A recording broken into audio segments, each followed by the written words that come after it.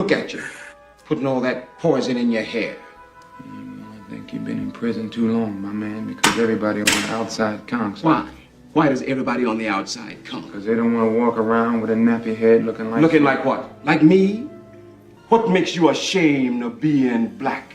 Let me tell you something. I'm not ashamed of being anything.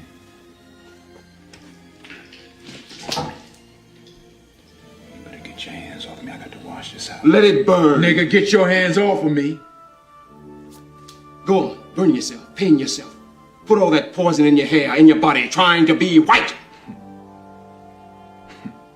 I don't hear all this shit. I thought you were smart. Are you just another one of those cats strutting down the avenue in your clown suit with all that mess on you? You are lost in the darkness. But Elijah Muhammad has come to bring you into the light. Elijah Muhammad can get you out of prison. Out of the prison of your mind.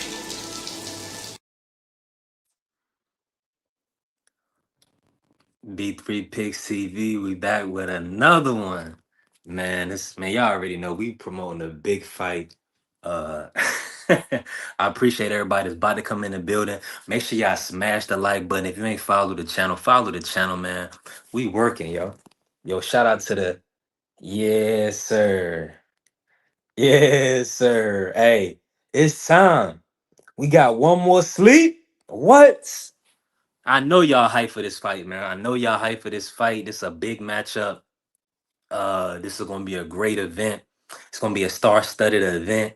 They had the fights at the Fontaine Blue last night. That was fire. So yeah, man. Make sure y'all tapped in. Make sure y'all got y'all Netflix subscriptions popping. Uh, this won't be a fire stick event, man. It's on Netflix. Just work, man.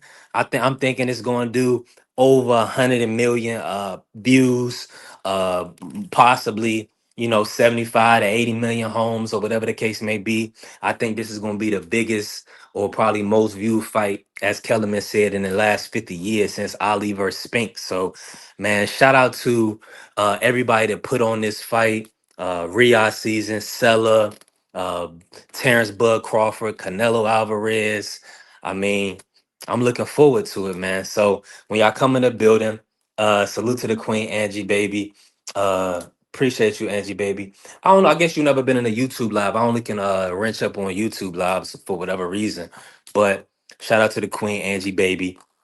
I don't know how long I'm gonna be live today, man. We'll see if the guys pull up. If I get people, the link is pinned. If people come on the open panel, y'all know I gotta go outside and I'm still grinding. I'm still hustling. You know what I'm saying? And that's why the Cash App is open. You know what I'm saying? We trying to build. We trying to grow. We trying to get an in-home studio. Let me show y'all my little desk right here. Right? Look, hold on. Let me see. Let me see. Yeah, this my little desk right here. My little desk area. You know what I'm saying?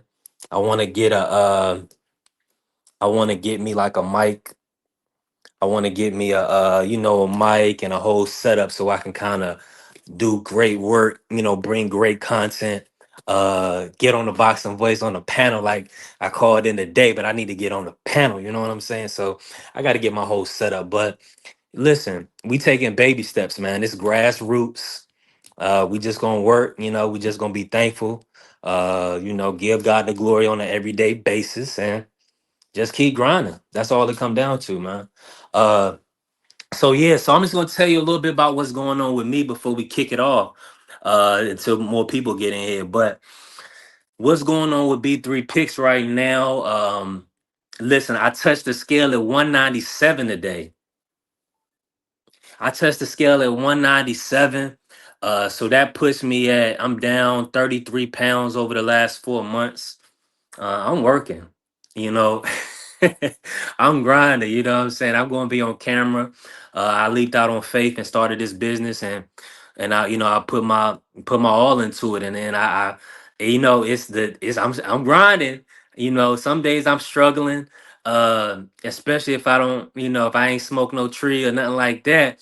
I'm definitely what I'm saying, ready to put hands on and feet on people, but you know, at the end of the day, I like to stay making up my own decisions. I don't want nobody to tell me when to eat, sleep, and shit. So I do want to. that's why. That's why I spare a lot of you niggas, respectfully. Now, with that being said, man, I hope y'all excited for this fight. Man, this is gonna be crazy, man. I mean, listen, Terrence said only thing you can beat me in is probably horseback riding. He said that's probably the only thing you could beat me in, nigga. You know what I mean? I love the energy, man. Let this brother know, just because that he comes with a million soldiers behind him and everybody's pulling for Canalito, that don't make no never mind to Bud. Bud is there for one thing and one thing only, and that's to get the victory. You know what I'm saying? And I'm gonna tell you right now, he better, your boy better be sharp. Canelo better be extremely sharp Thing because is, you only got to fuck up once. Be a little slow, be a little late, just once. that's all it take. That's all it take. Just once. Just once. Fuck up once. So I'm expecting fireworks. I definitely see Canelo is ripped up. I mean, everybody's trying to say he looks small. Of course, he definitely did look um lighter, but I mean, he's training for speed. You know, he's training to cut off the ring. He's training to, let his hands go. He's training to be faster, man. He wants to probably throw straight shots. I'm gonna be honest with you. Uh, Especially if Crawford's in a southpaw stance, Canelo's gonna want to throw that right hand. Straight down the middle. You know what I'm saying? Like Dub gonna say, run it down the middle. So I'm 100% sure that's why Canelo is lean and trim, and as y'all know, Canelo is one of my favorite fighters. I love Canelo. He's a great, but lines have been drawn, and I just believe that Terence Crawford, he's a cerebral fighter, but his footwork is phenomenal. Well, and it's definitely top tier. It's over, Canelo is plotty, he's been looking a little flat footed. He didn't have the desire and the will to cut off the ring versus Skull. But as we see, Canelo looks like he's in tip top shape, and he looks like he took Bud Crawford extremely serious. So I'm expecting great things. I'm definitely predicting Crawford to get the victory. And with that being said, I'm over here checking my text. My apologies. With that being said, man, hold on. I'm in my Texas. My bad.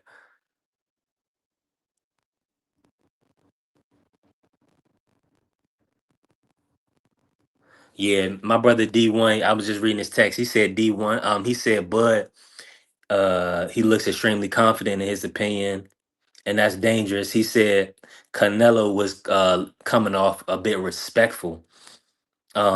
Salute to my brother Justin James in the building. Appreciate you, bro.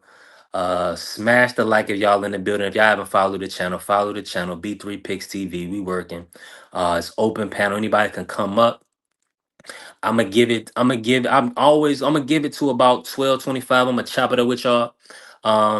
But if nobody hit the link, if we can't get this on, if we can't turn this into a road show, I gotta get back on the road, baby. Until we get this. Look, I'm looking for investors. I'm looking for sponsors and B3 Picks TV. We not only do predictions, betting advice for boxing, but I'm also, a content creator. So I have a Saturday stream with my brother Marky Dan. Make sure y'all follow the Marky Dan the Democracy 101. We do a college football. It's called College Football Zone. That's every Saturday. We kick off at 11 a.m. So we will be going. I haven't confirmed it for tomorrow because it's a big fight weekend, but I'm pretty sure we'll be locked in for tomorrow. So shout out to my brother Marky Dan, the historian. I hope he's well. I was hot yesterday. I was on one yesterday. I was off my daily herbal for about 4 or 5 days. That's probably why I ain't really been eating like I usually eat. So that's probably why I didn't got down to 197. I know is why, because I only been to the gym about a handful of times in the last couple weeks. So the weight is just coming off me because it was never supposed to be on me. You know what I'm saying? I'm a former hooper, so I walk around. I should be like 190. When I was playing ball when I was young, I was like 6'1". I'm 6'1", 190. 185, 190. You know what I'm saying? And even then, I was so heavy. That's why I was too heavy, man. I was too heavy. I was too heavy. I played the game too slow. Uh, but my jump shot was crazy, so that got me where I needed to go. But salute to the queen, Miss Joette, man. Always showing love, always pulling up. God bless you. Thank you, Miss Joette. Uh, Beautiful person, man. She's always looking out, always showing love. Now, I gotta say this, man. I'm just excited for this matchup. I'm truly excited for this matchup. I mean, it's already was sold for me. I hope it was sold for you. They had a great press conference last night. Make sure y'all watch the press conference. Check it out. I believe I saw it on Ring, but it's also on Netflix. So on their YouTube page, and they actually aired it on the Zone. So Turkey's covering all his bases. Of course, he's partners with the Zone, and now he's partnered with Netflix for this event. So I'm extremely excited about that. Um, and then look at my brother Justin James. I just got back on my feet. As soon as I pay that debt off, I'll be tapped back in with B3 Boxing Pick. Let's get to the money. 100% salute to my brother Justin James. Always showing love. I always support, and I appreciate my brother. God bless you, bro, and thank you, family. Thank you, man. And see, that's what I'm thinking. I try to exude is how I was raised.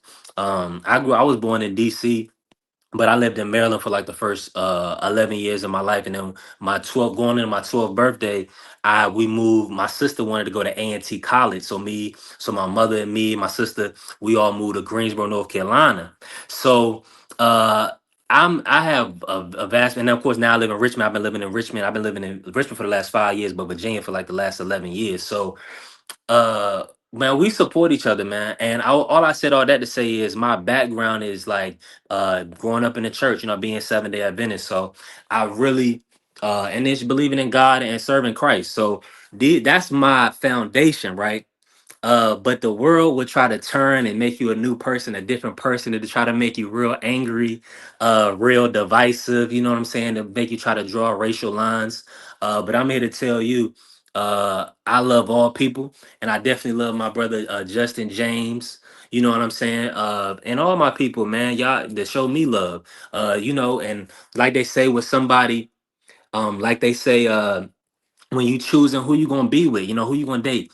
Date who love you. Be with who want to be with you. Don't try to force relationships just because somebody have something or somebody look a certain way. Nah, that's the wrong way to do it. Be with somebody that want to be with you. Love on somebody that want to love on you.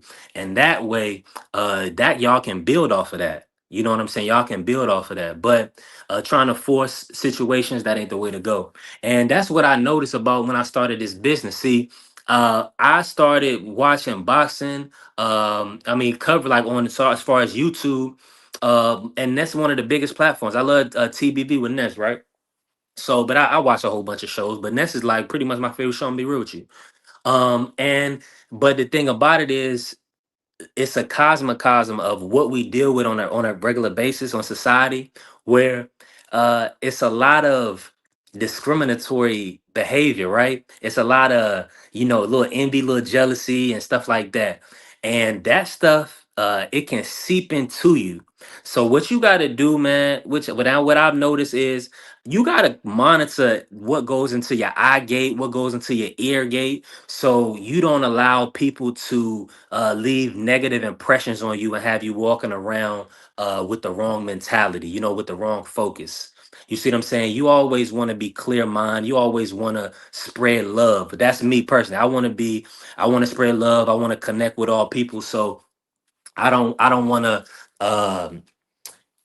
get into all like being negative, man. That's nasty. Salute to my brother Justin J. He said, "You all got Venmo and can't." Oh, that might work, but I don't know. Salute. He said we don't have Cash App. And can't. Oh, okay, y'all don't have Cash App. Y'all have Zelle. I got Zelle. I got PayPal.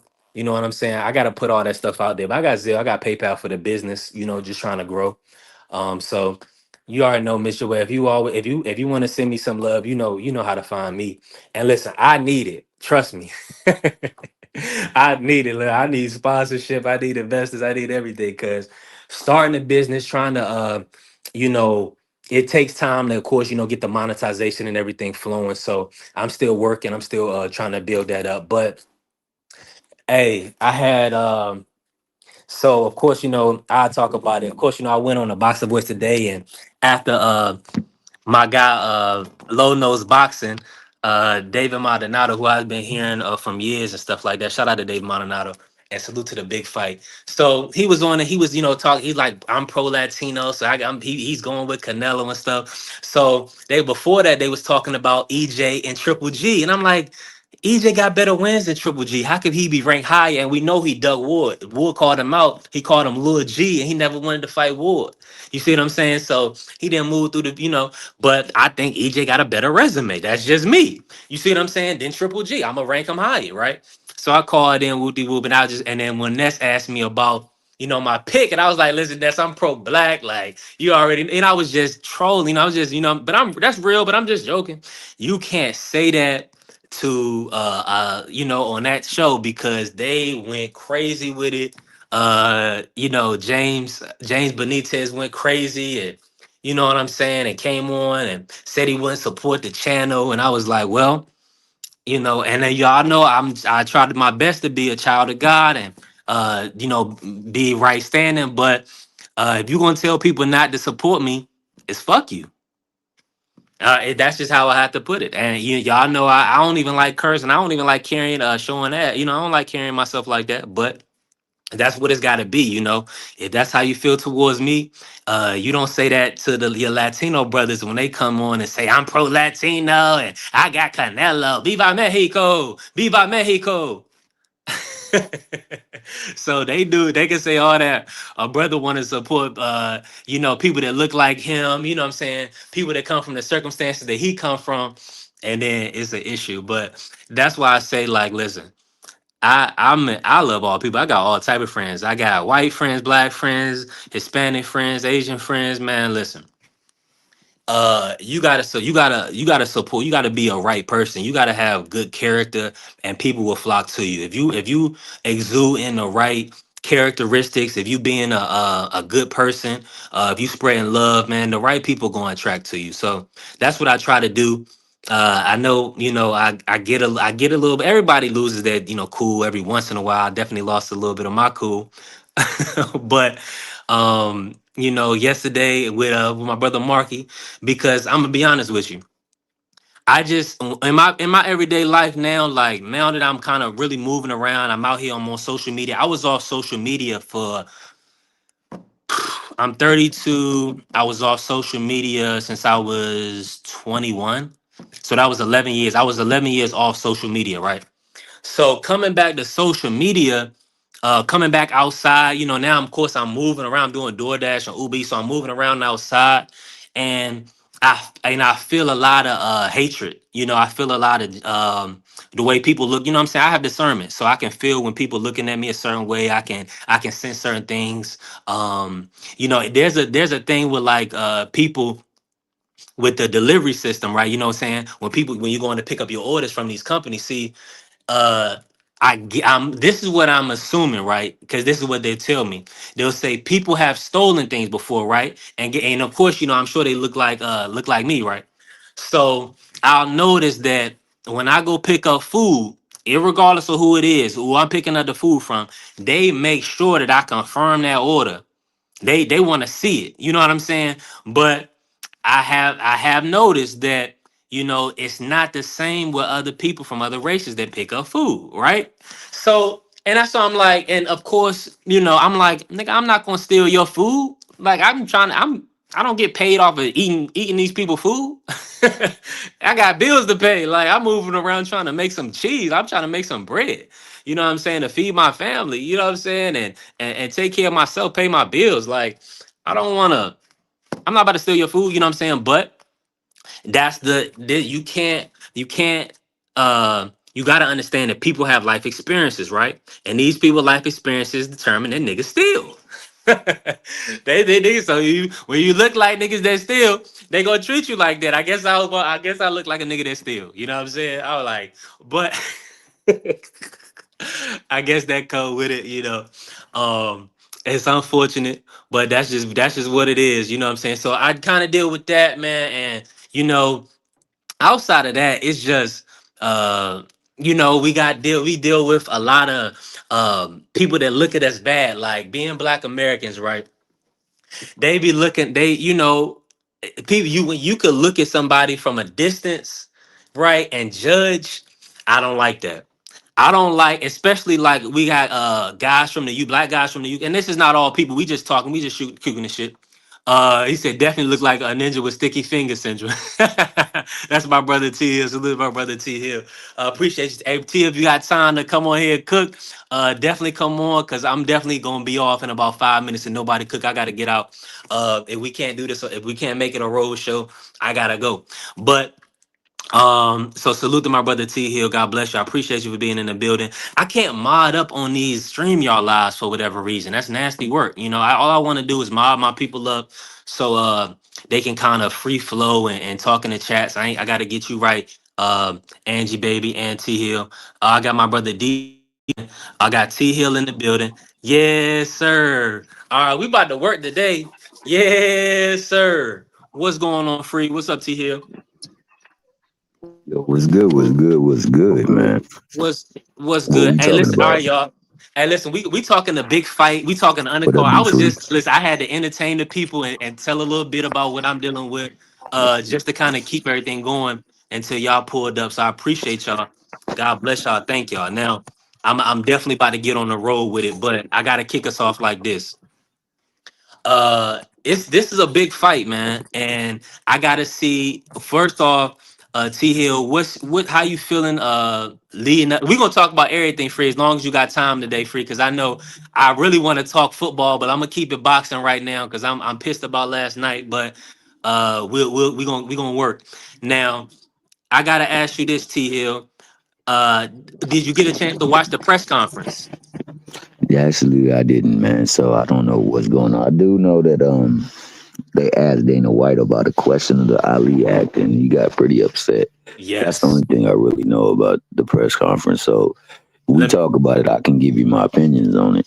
Okay, well, let me tell you this. I want you and D Free's opinion on this. So there was a moment in the press conference and that's why I made the thumbnail where Crawford said probably the only thing Canelo can beat him in is horseback riding because he don't ride horses, right? Mm, Now I gotta ask you from your perspective, just based off that statement, um, does that just sound like a confident Crawford to you? Would you look deeper into that as saying that he may just feel like he's gonna have Canelo's number? What's your take on him kind of saying that?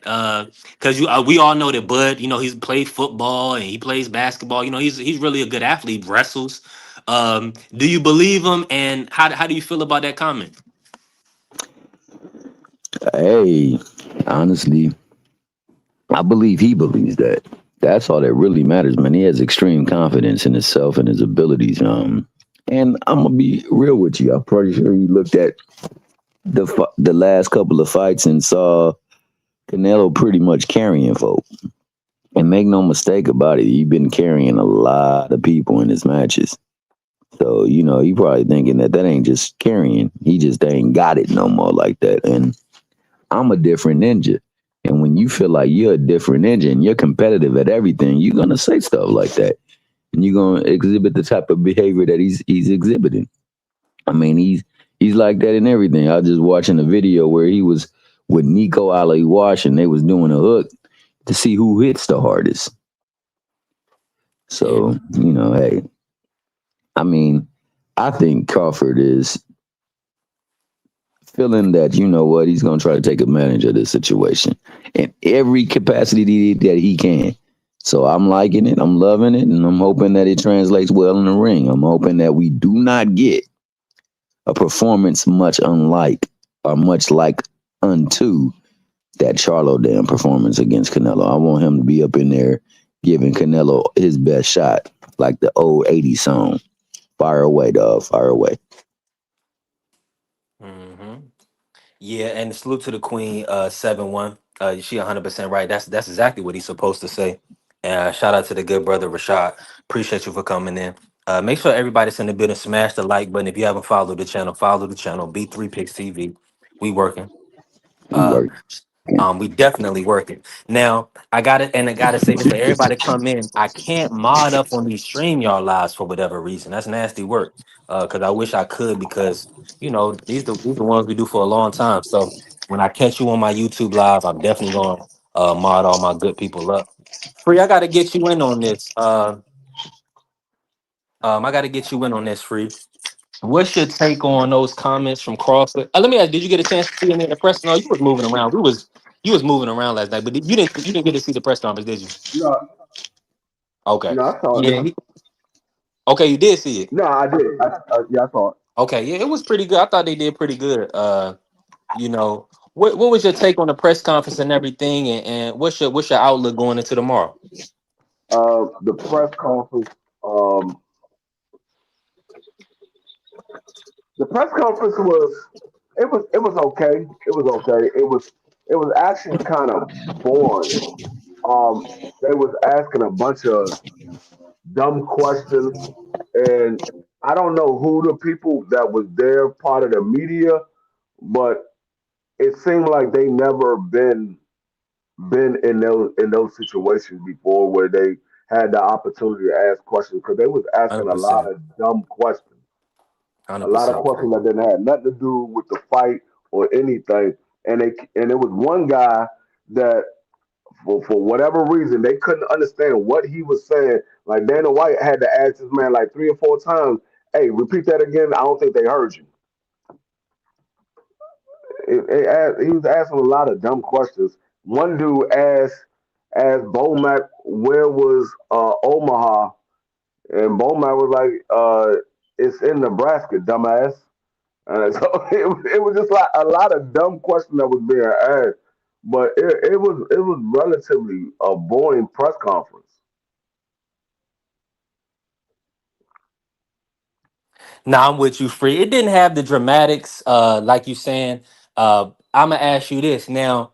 Do you buy into people saying, and you had a little background to you? I don't know if you can come in whenever. I know you probably chilling now, but do you buy into the like everybody saying that Canelo looks smaller at the just smaller right now? Are you buying into that, or do you feel like he did that purposely to come in a little faster? No, I think I thought I said this earlier today. I was on another live and I said the same thing. I said both of them look extra small. And it could just be because they're trying to make the weight, and this is weigh in today, and then come fight night, they're going to be back to similar to somewhat of their normal size because Canelo did look extremely small. Like it didn't even look like he was at 168. It looked like he was somewhere around 160, 154. He looked extremely small, and I was like, "Hey, Canelo look extremely small for some reason."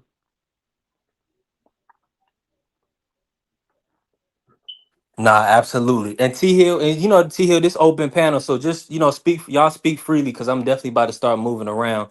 But you didn't get to see Canelo's size at the. You can't come off mute on your own. T Hill. What'd you say again? Oh, okay, Let me I was turn gonna this up. ask. I can't hardly hear. I'm outside, bro. So you might get Okay, a little background noise. you didn't get a chance to see how Canelo at the press conference, did you? Oh, another thing that I heard is when they was your boy Kellerman was trolling his ass off up in. You know what, man? I think he's selling out for the whole damn movement, bro. Honestly, like he's having takes that don't even make sense, dog. He was talking about boxing being like a level and a couple of levels below MMA, and Dana's here to save that. I heard that as well too. But as far as what Canelo and Crawford themselves said, nah, I didn't get any understanding of that. But what did he say? We could talk about it. More so, the people are saying that Canelo looks small. I wish I had a picture I could pull up, but maybe I can on my other phone. But they're saying that Canelo looks small, and Better. yeah, Yeah, because I mean, I'm gonna be honest with you. He looked extremely fit. Like he looks trim. Man, But I'm just saying, man. he 100. He's I mean, he's not. He's 5'7". But I I think think I think from what I saw, especially the pictures I saw them stand next to each other. I saw the definition of now that Photoshop picture was not true. That right. much was evident. That was wild, and I think it's more like the 2 Cents joint where she got him walking on water or got him with the glow around him because that's how people view Bud ever since that one fight.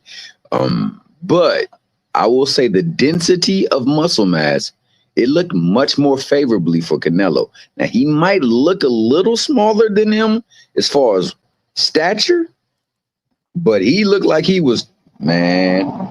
When he in that ring, it's gonna be looking like that Charlo all over again. And you know how he looked against Charlo, boy. He was. You wouldn't like me when I'm angry. Yeah. Like Bruce Banner. He was Bruce Banner turning into the Hulk up in that bad boy. So I'm telling you, he knows that this could have a bad look. It could almost have a look of a Mayweather, and he don't ever want to experience that again. And that's why whenever he goes into the ring with people that are like us, that have a great skill set and that many people back, he comes in there ready and prepared, man. I don't think it's gonna be an easy bout for Bud at all, man. I think he's taking this serious as all get up. And on top of that, there is the monicum of Here go a Canelo picture of having favor here with go the a picture of damn Canelo right here. I got a picture of Canelo right here. the favor with the judge. Let me see. Mm-hmm. Oh, for sure, yeah. So I mean, as I see it, man, I think that Yeah. I'll never count Bud out because in every match that Bud seemed like he needed to raise his level, and even if it was within a match, it seems like he was able to do it. I think a couple of them, and I do believe this with great respect. I think a couple of them were overhyped and made put much on. I think the Spence one, I'm not so sure. That was the best rendition of Spence that made it look a certain way. And the one with Porter, I think, man, Porter was doing stuff all throughout the night that would lend himself to getting caught, and he just caught him in that moment. But he was winning the fight, bro. So Yep. I give him credit for, like, whenever the moment became definite or necessary, I stepped up because they usually call that prime performance or peak performance upon command, and they usually call that clutch. So he was clutch in that regard. I'll say that he was very much clutch. I don't know if Canelo was this type of dude that you can get clutch like that on because I haven't seen it before. Like I haven't seen him lose before. So it's a great matchup from those. I think the metrics lend itself to possibly being a very good match for as long as it is. And I apologize for the Yeah. background. You good, T Hill. I appreciate you. Listen, let me just say this real quick. Salute to my brother Bentley in the building, always pulling up, always showing love. And my brother Let's Talk Fashion, my brother Remo, Richie Oh, Threads. Remo got to hit the link. Definitely Yeah, good come reach. on. You already Richie know. Threads out there. The Yeah, higher standard Bentley. Shout out, baby boy. That's my guy. yes, sir. So I appreciate everybody. When y'all in the building, make sure y'all smashing the like button. If you haven't followed the channel, follow the channel. B3 Picks TV. I had to turn this into a road show, but I got my good brother T Hill in the building and D Free. And listen, we had a great stream yesterday. It didn't go our way, but make sure y'all follow D Free Sports Talk. Also follow my brother Thomas from the Bronx. TD Tommy Sports from the Talk. Bronx. I was just That's about to my say that. guy. He always showing love. I truly appreciate Thomas. Make sure y'all following TD Sports Talk. He has a great segment when he does on Sundays, the B sides, but he just has a Tell from phenomenal the show. He talks sports. So Yeah. pretty on. Go Real ahead, quick, Free. B3, real quick. Yeah, me and Thomas got an interview with Randall Bailey today at 6 o'clock, and that Nice. will be shown on TD Sports Talk and D3 Sports Talk. So Yo, we will be doing an interview with Randall Bailey this evening. Okay, And, nice. and not only that, I want to say that, man, Tommy, one good dude, man. He always in the business of helping folks, bro, and Yes. networking. And I appreciate that, brother, greatly because, man, he shows you what we should be out here in these YouTube streets. There's a lot of examples of what we should not be. We see that on the regular, but this man out here trying to build, man, and he established great connects with a lot of people, man. One of such is D Free. Tune into that interview. It's gonna be popping. Trust and believe. Yeah, and shout out to the good brother Daniel Bailey. The dedication. I mean, he's a warrior, man. He's a warrior, good boxer. So I'm definitely looking forward to that. So make sure y'all are subscribed and following D Free Sports and TD Sports Talk, and check out that Daniel Bailey interview and all that other content because they got great interviews that they do on a regular basis. So definitely tap in. Uh, Tap in. Shout out my guy Bentley, the highest standard, man. Hey, my man Bentley, a good dude, man. You can also call him the benefactor at times because he just like that. Yeah, and salute. And I gotta say this again. For anybody that's in the building, I cannot mod up on because modding up gives you access. Like when people can click your name, they can go to your channel and things like that. So I can only do that on my YouTube lives and not these StreamYard lives. So that's I wish it would be easier because then when they see TD in the chat, they could just click his name, or when they see Free in the chat, they could just click his name. That's why I really wanna. So Miss Joette is right. That's it's supposed to be for people that that's working with you, that's helping your channel grow, and then that other people coming onto your channel can get access to it real quick by just clicking their name when they're in the chat. So definitely on my YouTube lives, I'm gonna make sure I'm modding up all the good people, so that way it's easier to access their information. Yeah, Now, man. let me kick it like this. Can I kick it? This is really what I wanted to ask the family, and since TD is in the building, and that's what I wanted to know. Free, so y'all gonna go from probably like 6, maybe a couple hours, probably like 6 to 8. Because what I was thinking is uh coming actually doing a post weigh-in prediction show. Now, if we can't get to that, or we just got to do the day live and give our predictions now, that's cool. But I know a lot of times people want to see the weigh-ins. You know what I'm saying? People want to see how these guys are looking next to each other after they've cut weight, and pretty much, they. I mean, I'm sure this would be a ceremonial weigh-in, but we want to kind of see how they feeling out, after that weight cut. So, okay, cool. You got a little feedback to you. I'll go on mute, my bad. Um, but no, and yeah. So please, but please just come off at any time you want to say something for sure. Now, okay. So what we'll do? Okay, so TD Sports said yeah, because BBO he probably won't go live tonight. So yeah, so we'll probably do a late night show. I'll see how Dub is feeling if he's around. Shout out to our brother Dub right side. Make sure y'all subscribe and following Dub as well. But we gotta get these predictions in. Now I gotta ask y'all this. Let me just kick it to y'all like this, and then I'm gonna get into the car and try to move around. Are y'all excited for any of these undercard matches that's gonna be gearing up tonight? I mean tomorrow. Are any of them intriguing you? And then any of these undercard fighters can y'all see being future champions? Yeah, I mean, there's a couple of guys that I think that I'm excited to see. Um, the main one that I'm excited to see, I'm trying to remember. Um, what's his name? Mabili, Chris Martinez. Mabili. Chris Mabili. I'm excited to see Chris Mabili because he fights at 168, and I'm excited to see his opponent Lester Martinez. They fight at 168, and I believe whoever wins this fight between Chris Mabili and Lester Martinez could be in position to become a mandatory for the winner of Canelo and Bud. Now they're not going to probably be a mandatory net because they're trying to shape up um, the guy that Shabazz. They're trying to line him up for the 100%. winner of this fight.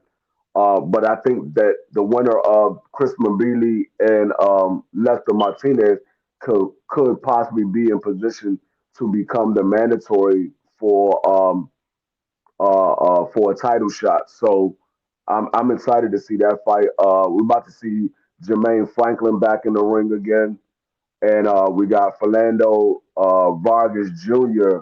back in action. So I'm excited to see those three fights in particular.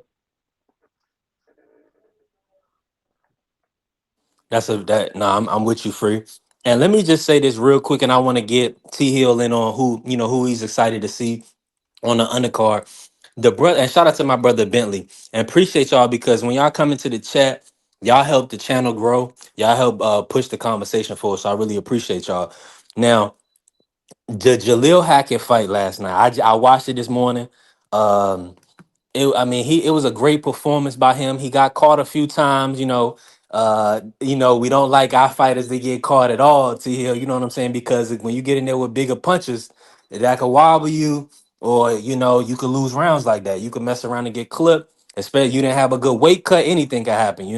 So we definitely want to see Jaleel be a little more sharp on his defense, but I feel like with Elijah Hines, and from what I saw on film, he wasn't gonna have the power to deter Jaleel. So I was talking to Dub last night. I told you Dub he was gonna beat him bad. I had actually put a 7 round TKO on my Champ Ross predictions for that fight for Jaleel, but he got him out of there a little earlier than that. So I just want to Yeah, say shout out to Jaleel Hackett, man. That was a great performance. What's y'all thoughts on the Jaleel fight? it was definitely a great performance. And Jaleel got emotional after the fight. But he see the thing is with Jaleel, his style of fighting is kind of hard to be defensively sound because he's coming with constant pressure, and that was the thing. He didn't let his opponent get comfortable because I believe Vines was a better boxer than Jaleel, but the pressure that Jaleel put on Vines could never get comfortable and be able to implement his style of fighting. Jaleel caught him with a clean left hook and then caught him like three more times before he hit the canvas in the second round. And then that counter step back uppercut that he caught him to finish him off with in the third round was lovely. But he got emotional after the fight because a lot of people had written him off. And he said that a lot of people thought that he was going to be done after this fight. He was going to be working at Walmart, and he said he had to put on a devastating performance because if he didn't and he lost to this guy, that he wasn't going to be working at Walmart, but he wasn't going to be fighting again. So this was a statement that he made for himself, and it was probably a turning point in his career. But yeah, I mean, he definitely went out there and pressed on the gas. You want him to be more defensively sound, but like I said, with the style of fighting that he fights, is kind of hard because he's constantly putting the pressure on and he's swinging to knock his opponent out, and so he's going to get caught with shots because of the style of fighting that he has. But he definitely put on a heck of a performance to get the guy out in 3 rounds. That guy was undefeated and was considered a big puncher as well, and he did wobble. He did wobble Jalil a couple of times in the fight. One Hmm. time in particular that I noticed was in the third round, right before Jalil stopped him. He caught Jalil with a clean right hook, and Jalil kind of leaned forward and was like dazed a little bit, and then he got his burns back together and he stepped back and dude went to reach again, and Jalil just caught him with that uppercut that took him out. But great performance by Jalil. He just need to keep working and stop listening to what everybody else got to say and just keep moving forward. I'm with you 100% on that. Free, you broke that down perfectly. T Hill, then you haven't got? Did you get a chance to check him out or see Jaleel last night? It Yeah, was. I got I I know got it was nice. It was probably perfect for you, but it was late for us. yeah, no, I got to check out the action. Hey man, honestly, I'm gonna say I can't expound upon what D Free said because D Free pretty much caught everything and handled it. But I'm gonna say this, like, it's one thing when you got people who don't mean nothing to you, mean nothing to your career, talking about you, giving you noise. That's what they call like when you're trying to find a station, the station's in between the actual right frequency and the wrong frequency. It gives you that little and all that kind of stuff. That's what that is. But when it's your promoter and your promoter don't got your back, and your promoter attacks at you, and your promoter calls you unprofessional, yo, that leaves a stigma on you because they have influence. They have influence over the fights you can make and impossible fights that you can make elsewhere. So he had to really dial in. And I mean, for the longest he been fighting at a weight that probably wasn't. It was a little unsavory for his body. He's a big dude. You know what I'm saying? So he had to cut down a lot of weight just so he could be able to make this fight that he was fighting at the weight he was fighting at. And, he was fighting at 47. So he was squeezing into that role. I'm gonna say this. He got caught. He got caught because he wanted to make sure he gave an entertaining fight and he wanted to give the fans something special. He can't, like you said, continue to allow himself to get clean contact upon him like that because when you do fight certain folks, that clean contact, it resonates a lot differently. So yeah, he has to clean that up. He a young boy, though. He young, very young boy. What you do know is that the work that he has put in and the direction that he's under, man. Shout out to his pops, Greg Hackett, and shout out to Kenny Ellis. They put together regimens for him, and they put together like training for him that's conducive to his opponent. And I think once he got his bearings about himself, he started to normalize. And then as he got acclimated to, all right, this is what, and Vines, shout out to him. He's a fantastic talent himself, man. People gonna talk bad about the performance, but he a legit fighter, man. He was going against, and you gotta give him credit as well too, because he was in there to do his thing. But what you saw was him be able to adjust and to get him up out of there. And when he got him hurt, he kept on him, and he did it with like purpose, and he did it with efficiency. He efficiently didn't waste any energy, no movements, no effort. Everything was all right. I got to get him up out of here, and you could tell that he hits very hard, man. That dude, when he got tasted that last, was that the hook that sent him into the noodle dance, man. He was on him after that point. And my man, he acted like he wanted to continue, but he didn't even look to the ref to say, "Hey, let's go." He looked like he wanted a way out. So yeah, he had that same look on his face when he got knocked out in the second round. Facts, and I think Thomas Taylor he did the right thing, man. You gotta sometimes you gotta save the boxer from themselves, bro, because they don't really want to quit sometimes when they even want to quit. So they'll say like they or pretend like they want to, but they don't. Hey, how you doing? I didn't like his body language after he got knocked down that first time. He looked like, man, I really don't want to fight, but I don't want to quit neither. So what I will say is like the Yeah, experiences he that showed a lot of dog in that, and a lot of heart. Shawa in the building. I appreciate you for coming in. Thank you. Make sure y'all smashing the like button. If y'all haven't followed the channel, follow the channel B3 Pigs TV. Hopefully my audio coming through halfway decent. I'm Hey, about to if get you into a could better put that spot. But link up down there in the chat, bro, so somebody that could get it can't get to it from the previous comments, or pin it so that they can come in if they want to cook if you got some time. Because I know absolutely. Charlo, but you ain't got time.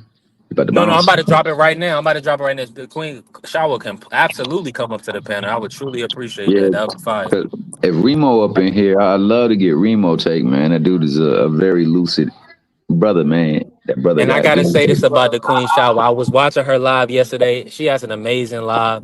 Oh, for sure. She was breaking the fights down, and I hate that I got a phone call. It messed me up. It ruined where I was. But I'm gonna be honest with y'all. I love the Vargas dynasty, just from the perspective that they're a family, the family dynamic, they're working together, they're staying in unison. And when she was breaking down Callan Wash, putting the beating on Vargas Jr., I was like, that's gonna be a tough watch. But we gonna see what the young brother has. I'm hoping that he could put He up a got good good. fight, He but got it's gonna be tough for him. Callum Walsh can punch, and he's a good punch, punch, boxer. punch, And punch. I'm gonna say this about Jalil as well. Um, he might need to move up to 160. He might need to go to 160 because he weighed in at that fight at 157.1.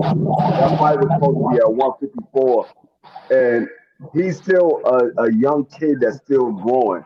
He might Yeah, need to go to 160 because if he's a young kid and he's not making 154, it's just going to be that much harder as he gets older because his body is absolutely. still growing. I think he's like 22, 23, somewhere around there. He's steady growing, so he might need to move up to 160 because you don't want to force him to have to cut weight. If he's more comfortable fighting at 157, move him to 160. I mean, I think he still can do some work at 160 as well. Yeah, it's a bigger weight class, but he's a big boy. He ain't no small guy. He's a big boy, and 160 is probably the weight class he need to be at. Yeah, I'm in full agreement, Free, because you could tell that he's still cutting a lot of weight to make 154. Well, he didn't even make 154, so you're 100% right, Free, and that's all for the back of him. And our brother TD Sports even said he was struggling to make 147. So TD Sports been on it for a while now because he was supposed to do that rematch with Jose Roman, and I believe Jose Roman is fighting here soon. So I got to check on the exact date. But shout out to Jose Roman. Uh, I want to see if he's gonna stay Me at too. He went 47 or if out. he gonna move up.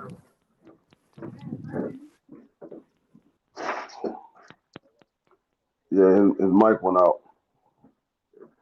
Oh, my mic, I was on mute. I don't think that he really should do a rematch with Jose Roman. I mean, I don't think he should. If it's at 47, like D said, it's a struggle for him to get to 54. And Mhm. he really broke down himself. Like he did everything possible to get in the ring. And if you're talking about professionalism, it's doing what's necessary to get to get the mission accomplished. He did everything he was supposed to make that fight, and in the process, he gave a good fight, even fighting depleted, and he won that fight. There was no denying that he won that fight. And his promoter, that snake that he is, man, he threw him under the bus like nobody's business.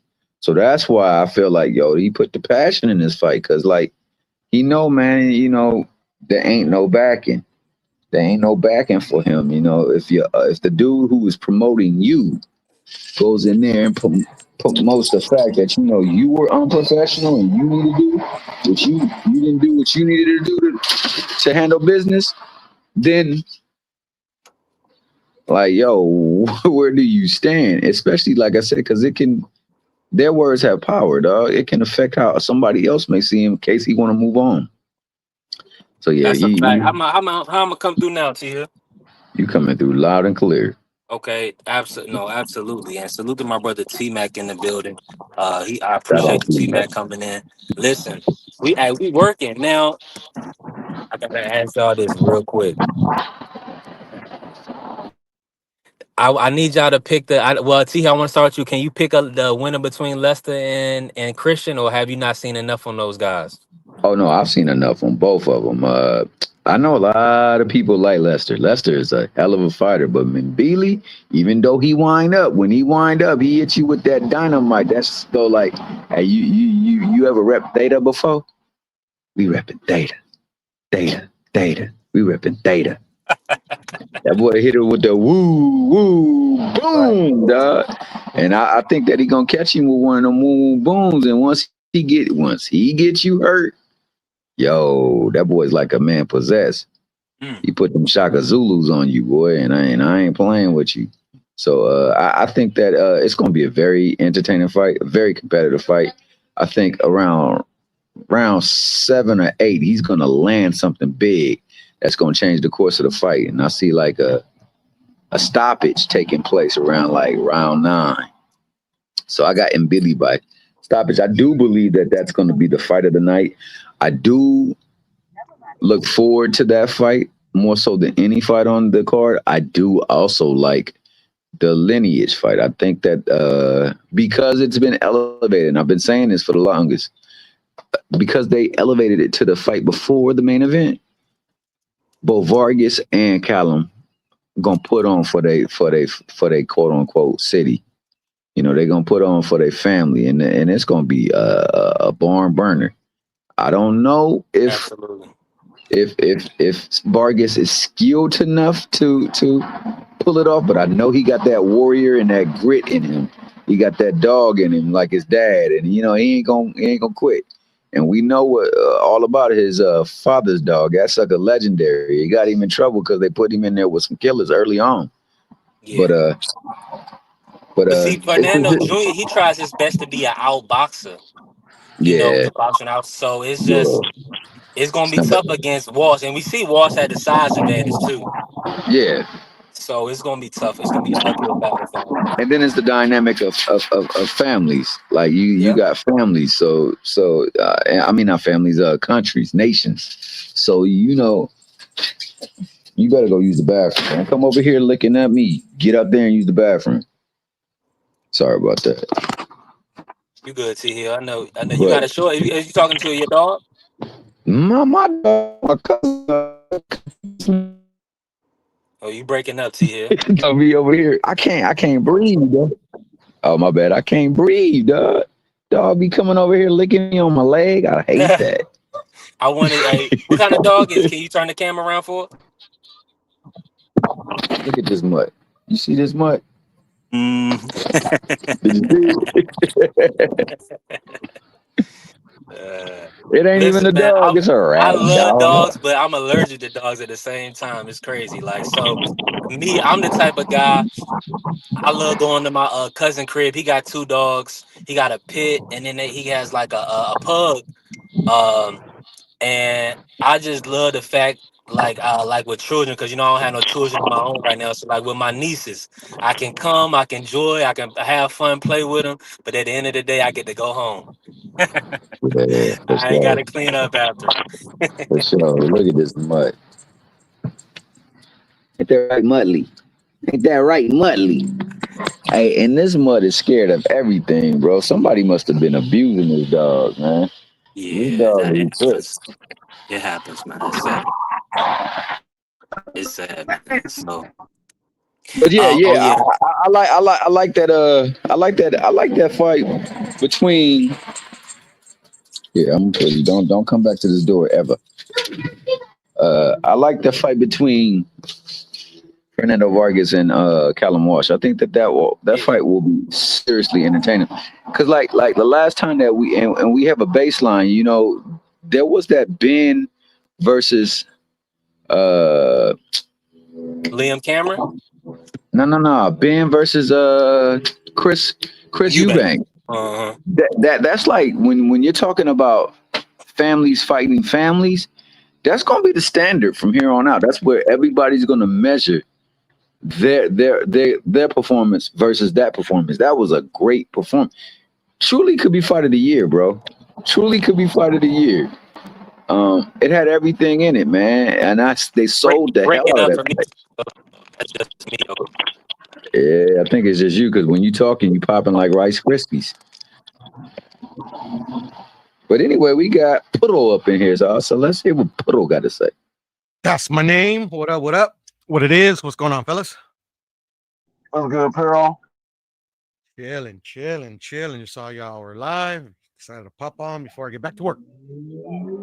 What fight are you looking forward to outside of the main event for Saturday? I'm looking forward to 2 fights. The Mbili and Martinez, and then the rematch between Brandon Adams and Bahuchak.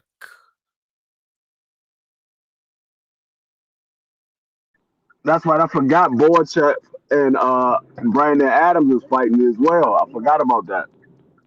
Yeah, man, local boy, bro. I like Brandon Adams a lot.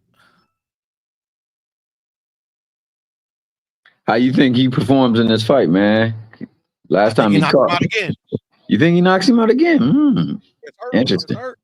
He's got a chip, man. He's got a chip for the longest, bro. Especially like they did him wrong, bro. Like it was a big upset. It was like right before the pandemic hit, and then after that, nothing, bro. Nothing. They do that to a lot of fighters, man, which is unfortunate. No, absolutely. Salute to my good brother Piero. Yeah. What up, Appreciate you Victory? pulling up. Man, everything's good, man. Thankful that I got my brothers in the building and the queens in the chat. If the queen shower, she free. I would love her to hit the link. Anybody can hit the link. It's open panel. We working, man. Now, I was falling off when you was talking. Are you you said you excited about the Chuck versus Brandon Adams? Yeah, the rematch. Yes, sir. Yes, sir. Yeah, that's gonna be a fire fight. Let me ask, you think Sergey gonna get this one? Sergey gonna get. Nah. I think he's gonna get knocked out again. Ooh. Well, that's isn't Brandon Allen from Cali? Yes, sir. Yes, sir. Oh, okay, Living with okay, okay. California, bro. Yeah, let's go, man. I listen. Shout out to Brandon Adams. I was on his Instagram the other day. He's a great character. He has a great personality, man. I want to see him do well. And he's a veteran in the game. So once he gets this, if he can get this victory, hopefully he can get another big fight. Hopefully, man, because he No, been sitting on the shelf, absolutely. man. Absolutely. I think that, because of people like him is a reason why, MVP is trying to itch etch their niche their I can't even say it right now, dog. I can't think I ain't had much sleep, but niche their pathway in boxing and target the people who usually are undervalued. Yeah, and don't get recognition, don't get the fights. Give them something that's definite so that they know that when I'm coming and I'm getting something that I should be getting. Now, granted, it's a good baseline, but it's not a good top line. So, I don't think you'll ever be a star there, but you'll be comfortable there. And, especially when you got to grind and do all that stuff. So, I mean, that's why it has, because unfortunately, they're not getting their just due in the ring and what they mean. Because there's some legendary B-sides and shout out to my man Tommy, Tales from the B-side. Tune into that. But there's some legendary B-sides that, man, unfortunately, they might not get as much action as they deserve, or as much acknowledgement for their action that they deserve. Facts. Yeah, that's 100% facts. And listen, okay, the queen says she's gonna pull up when she get a chance. So we truly appreciate that. We definitely always want to hear your perspective, and you give great boxing takes, a great mind. Now, I gotta ask you this, Piero. What up, What's man? your take? What's your take on the Billy versus Lester Martinez? Who you think gonna win that one? Well, I'm rooting for him, Billy. But Martinez is good. But and Billy's got the experience edge. They're both exciting to watch. But I'm definitely rooting for him and Billy because that's one of the fights that I would like to see Canelo take on. I actually think Lester Martinez is going to win that fight. I can see it. Um, I can see it. Mabini, he likes to fight on the inside, and he leaves his chin open because he likes to go to the body so often. And Lester Martinez, he packs a nice punch, and I like Lester Martinez boxing style. He trained with Crawford. Um, I think Lester's going to actually pull off the upset. I think a lot of people is thinking Chris Mabili is going to win this fight, but I think Lester's going to pull off the upset. I think he's going to stop Mabili because I've seen Mabili get rocked a couple of times in previous fights, um, and he doesn't have a sound defense. And so he leaves himself open. And with a guy like Lester who does pack a punch, I think Lester can catch him. And I believe Lester has the arm reach advantage as well. I think Lester can catch him with a nice clean shot and rock him. But I got Lester winning that fight by stoppage in the eighth round. Yeah, I agree with you on and Billy's defensive deficiencies. It's that's Lester Martinez's path to victory. I think the fight's going to hinge on Lester Martinez's ability to withstand and Billy's power. We haven't seen Martinez really get rocked. So yeah, it's an interesting fight, man. It's I'm glad they put that fight on, man. Good fight. Yeah, 100%. And then, but also, like, can he handle that pressure? Because and Billy has that style to a lot of front foot pressure. He throws a lot of combinations, so it's gonna be interesting to see. But on the flip side of that, Piero, uh, Mm. Lester can punch. Yes, So sir. I want to see if Billy can hold up to that power of Lester. And of course, Bomac and the team, they always are so confident when they go into fights. Like it's almost like they don't take fights they believe they can. They only take fights they believe they can win. Now I hear you. Only thing about that is Bomac, other than Bud, doesn't really have the greatest track record. With his other prospects, but he hasn't had one as talented as Lester Martinez. Hey, I ain't gonna lie, that's an amen and hallelujah moment. I mean, Bomac had really been struggling as of late, man. Lester Martinez is a tremendous talent. I definitely believe he's more polished than Billy. But I think unless and Billy definitely don't have the chin that he might not have. he gonna see the power of him, Billy. And once that power hits, like I said, it's the rep theta.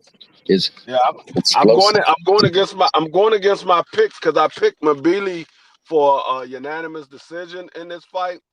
But I was doing some research yesterday, and I'm going against my pick. I think Lester gonna stop Mabili. I think he's gonna stop him in the 8th round.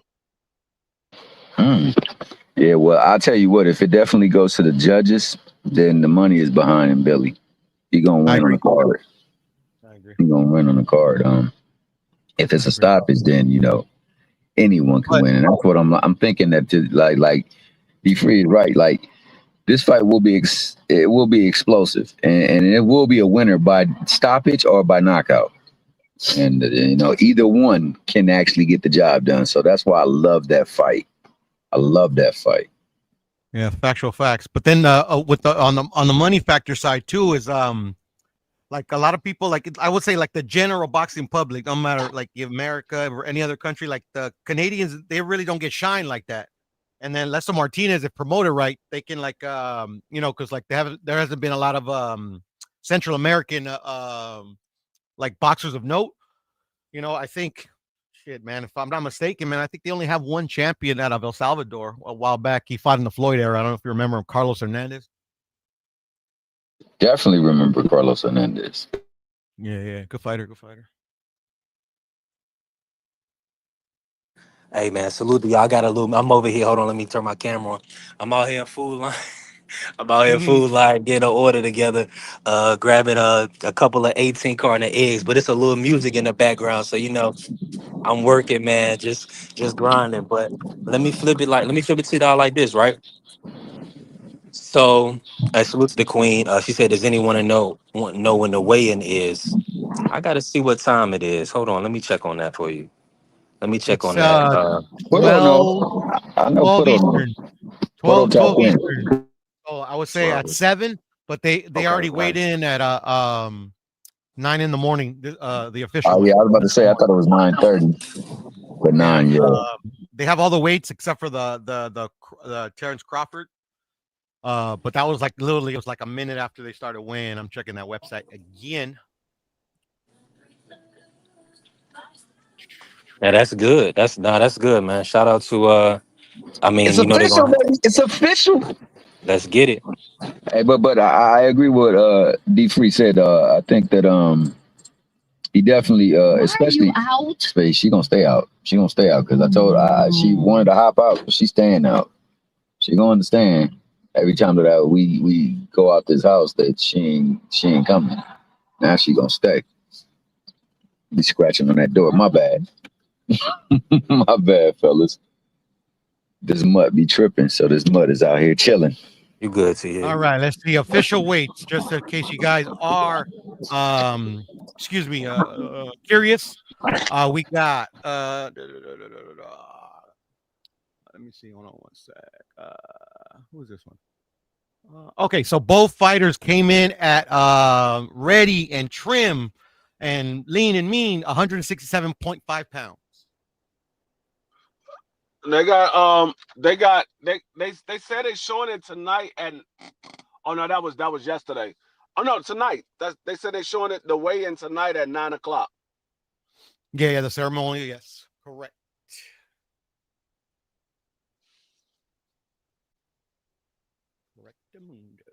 Yeah, the weigh-in going to be tonight at 9:00. I think it's probably going to be a ceremonial weigh-in.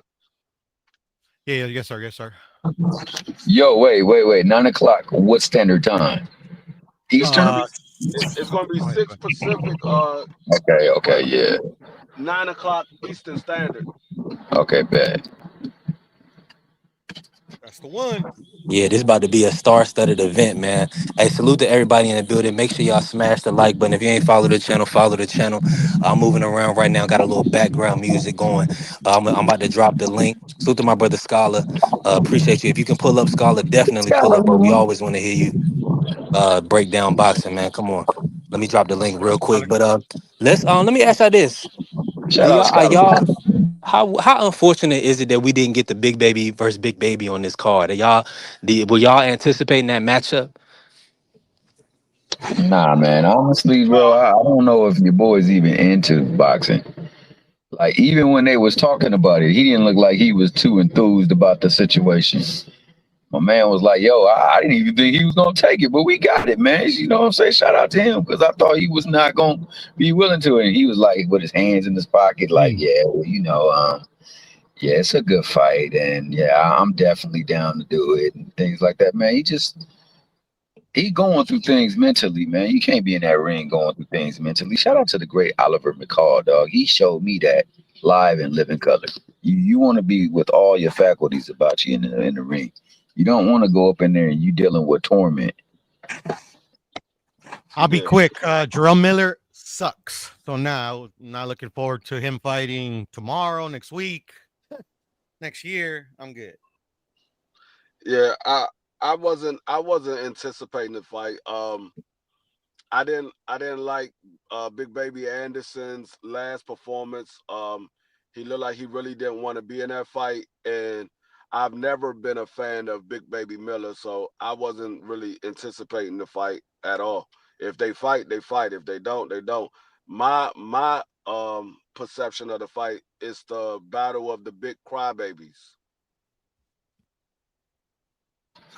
Both And of them. and and the rental car bandit, after getting that life changing money, that boy was out there trying to skeet off with some rental cars, dog. That's Big Yeah, Baby, bro. yeah.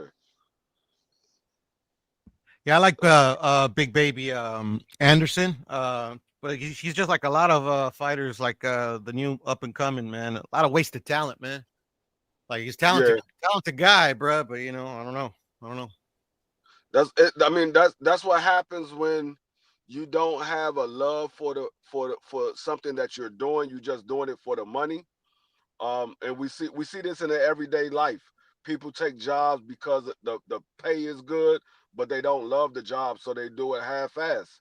And it's the same thing that we getting from Big Baby Anderson. He doesn't love the job, but it pays good money, and he needed the money for whatever reason he needed the money for. So he took the job because it was an easy way for him to get the money that he was looking to get. So when you have something that you don't love, then you just doing it for the payday, you're never going to give it your all. Yeah, man, I agree with that. Hey, I don't know how you guys felt about it, but with regards to Anderson, I think the fight where he fought on the prelim and the performance that he did on the prelim, that right there was enough for me to just say, like, look, yo, something's really going on with my man, and I don't know if he altogether right. Cause he went up in there, man. I mean, he not only did he looked disinterested in the ring. The way he exited the ring and just went to the back, is like something going on with him. Like seriously. And then corresponded it with the interview with Roy Jones, where I'm not Roy Jones. I forgot who it was that interviewed No, him, it was but Roy Jones. It was it Roy was Jones. it was Roy Jones, Yeah. and your boy was like breaking down, man. Like I don't understand, like what's Yeah. going on with my man. But whatever it is, it's clearly affecting his ability. Because, like Puro said, he got talent. He got mad talent. He just don't just he, it don't seem like it's something that he really truly is into, or it's something that he really don't like doing. You can't be in Yeah. a ring like that. Hey, It looked. ask Puro. 2 years ago, we called this when he was crying and he was undefeated, talking about Jared Henderson didn't ask for this. We're like, bro, you fucking undefeated. What are you crying about? Like, That's a bro, fact. and I knew the mental pressure was getting to him there. I knew he was a guy that was just good at boxing, didn't want to be dedicated to it, didn't really want to, like, even had no ambition to like be a champion in it. I knew all of that then, man. So Jared Anderson, he did what he's supposed to do, cash out. When you got one foot Yeah. in retirement before you even become a champion, you'll never be a champion, a professional journeyman. He was even entertaining in that same interview talking about T Hill. He was entertaining fighting Jake Paul. And he compared himself to Yeah. Jake Paul. He was like, y'all don't ask Jake Paul to do this. We like, bro, what? You know, Yeah. Most definitely. Hey, That's a hold on. Jake I'm fact. out of Paul? order, man. That's how you Salute to see my good yourself? brother Scholar pulling up. Appreciate you, bro. Y'all keep cooking. I'm out of order. I'm out here moving around. But y'all keep cooking. Go ahead, free. That's a fight that he definitely needs to entertain. He needs to get a fight with Jake Paul because he don't really want to be a boxer. And going back to what T Hill said, that last fight that he just had when he was on the prelim, he looked like somebody forced him to take that fight. He didn't look like that was a fight that he wanted to take. That man didn't stay for no after the fight interviews. He didn't take no pictures. As soon as they said he won, he walked out of the ring, went straight back to the locker room, left his team and everybody. He looked like he didn't want to be there. They forced him to fight. I know facts. D Free is like he got mad, took his ball, and went home. Yeah. I don't know if he was mad because he was on the prelims or what. I don't know. But like I said, it looked like somebody forced him to take that fight.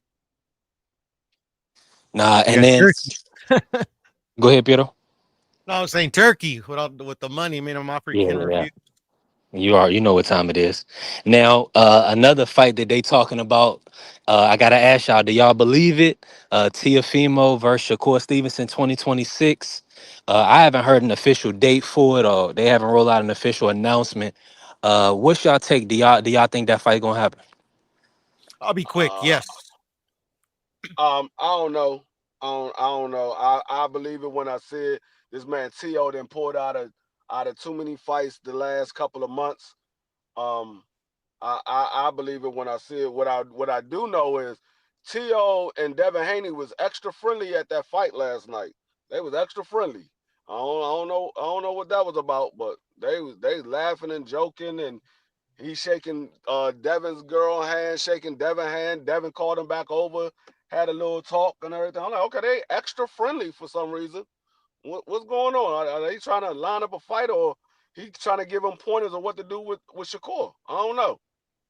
Well, it seemed like because Devin had called him back over. I did see that free. That young lady is Devin's publicist, and I believe I've seen her around Tank. I don't know if she works with Tank as well, but I've seen her with Tank before. But yeah, she's supposedly a one of the top publicists for Oh, these guys. that So was a publisher. Okay. that's why Tio knew who she was and everything. But yeah, The they Goosen's seem daughter.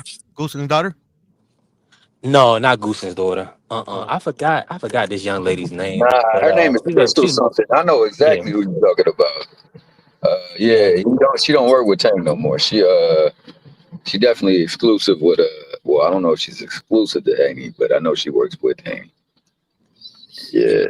Shout out to her. And that you already know Devin definitely needs a good publicist. Now I gotta but yeah, it looked a little funny, T Hill, but the thing about it is that all these guys grew up together, sparring and stuff, and so that's why I don't be taking what they say in socials too serious. Like you're saying, a lot of times they just be promoting themselves, a poor job some of the times, and they just be saying anything a lot of the time. Go ahead, Peter. I was saying facts, bro. You spoken no lies, bro. A bunch of goofy shit at promoting. Trigger Yeah, punches and Twitter punches. yeah, because that's what I'm saying. Because think about it. What if you really upset with somebody? You got issues with somebody. You gonna address them. It ain't about to be no we see each other fight and we dapping each other up. It ain't gonna be none of that. So a lot of these guys, like I'm saying, like these guys grew up with Tiafimo. And that's why like a Gary Antoine treats Tio how he treats him. You know what I'm saying? They got an actual relationship. So these guys know each other. It's business a lot of That's times, why and it's That's why I said I wasn't getting highly upset by the things that T.O. was saying. I'm like, y'all getting more upset than the guys that he talking about is, because they laughing and joking with him. Y'all upset. These guys that he said the stuff about is laughing and joking with him. So why am I gonna get upset if they not upset? I'm not getting upset about the things he said. They not. Yeah, man. It's what it Solid, is. solid show, man. Solid show. nah, that's real. Now, let me ask y'all this about did you get to see the press conference? I seen bits and pieces of it, but I saw probably the best parts of it. Yeah, cause I wanted to know cause Sean Zattel he's kind of went hard at pause. He went at Dana White just as far as with his business practices, and they're trying to adjust the Ali Act and bring TKO boxing in. Like what's your whole outlook on TKO? Do you have an opinion on it, and do you think they're going to be good for boxing, or do you think boxing needs reform? Boxing definitely needs reform. Like like the easiest way to start is to actually enforce the Ali Act as it is on the books, but that's another story. Nah, they're not good for boxing, bro. They're good for they're doing what they're supposed to. They're looking out for the bottom line. Simple as. Yep. Nothing more, none less. hmm I Yeah. mean, I mean, go I ahead, mean, Free. Go on. no, I was gonna say you can't say TKO is good for boxing and say that these fighters need to get paid, because TKO was not paying these fighters. These fighters they have a cap of what they're going to get paid. They put a limit on how much these fighters can make. In actual boxing, there is no limit of how much you can make. You can make as much money as you can possibly make, or you can make as least amount of money as you could possibly make. But there's no cap on it. With TKO, you can only get but so much. This is the most you're gonna get. Once you get to a certain level, you don't get no higher. So I wouldn't say that it's good for box. It might be good for exposure for some of the new guys that's coming into the sport, because we know that they're going to put them on TV. But far as do I say it's good for boxing? I don't think it's good for boxing. Well, the problem that I had with the whole thing ordeal is the fact that he tried to gauge it as it should be about the fighters. He said, "This is boxing. Why are we asking questions like that?" But he was asking the question that pertains to boxing. And if you're fully for the the betterment of the sport, then you should be fully transparent with questions like that. You should welcome questions like that. The way he responded lets me know that maybe he's not with the very best of intentions. And let's be real, man. His baby is the UFC. His competition is boxing. Exactly. Exactly. Yo, Whooping that yo, ass I as mean, they started. Whooping that ass as they started, bro. No, I one don't hundred know, man. percent. I thought Sean's and on top of that, That it's a that's lot of like people. that's like saying the owner of FedEx. He owns FedEx, but he took on UPS, and he's gonna make UPS better to be better than FedEx. No, he's not. He's not gonna do that. He's gonna make sure FedEx is the best one out there, and UPS is second best to the FedEx. So it's the same thing. They're gonna try to make sure UFC, well, Dana White is gonna try to make sure UFC is the number one sport, and then boxing is second to it. It's not gonna be boxing over UFC. His number one goal is to push the UFC. That's his number one goal, because he owns that primarily. Don't nobody else own the UFC but him. With the TKO, he's a co-owner of TKO. So he not putting his all into TKO. He putting his all into the UFC. Yeah, man. And me personally, I'm not a big fan of Zytel. I find him very disingenuous.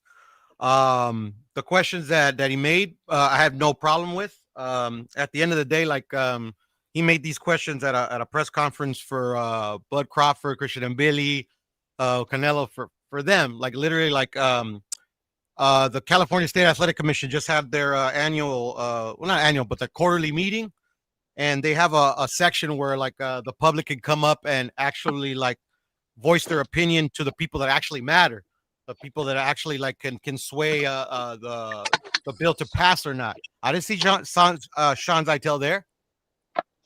Yeah. I saw Jake Donovan there. I saw Rachel Donaire there. I saw like 3 or 4 boxers there, and they made their voices heard. And guess what happened? They made the California State Athletic Commission kind of pump their brakes and say we got to look more into this new revised Muhammad Ali bill. And that's how true change happens, not some attention whore media grab at a fighter press conference. Yeah. Yeah. And let me say this because while I got my audio good, y'all, salute to my brother CDK in the building. What's going on, CDK? How my audio coming through for you? Oh, let me come out. How y'all doing? We doing good, CDK. Can you hear us? Yeah, I can hear y'all. I can hear y'all fine.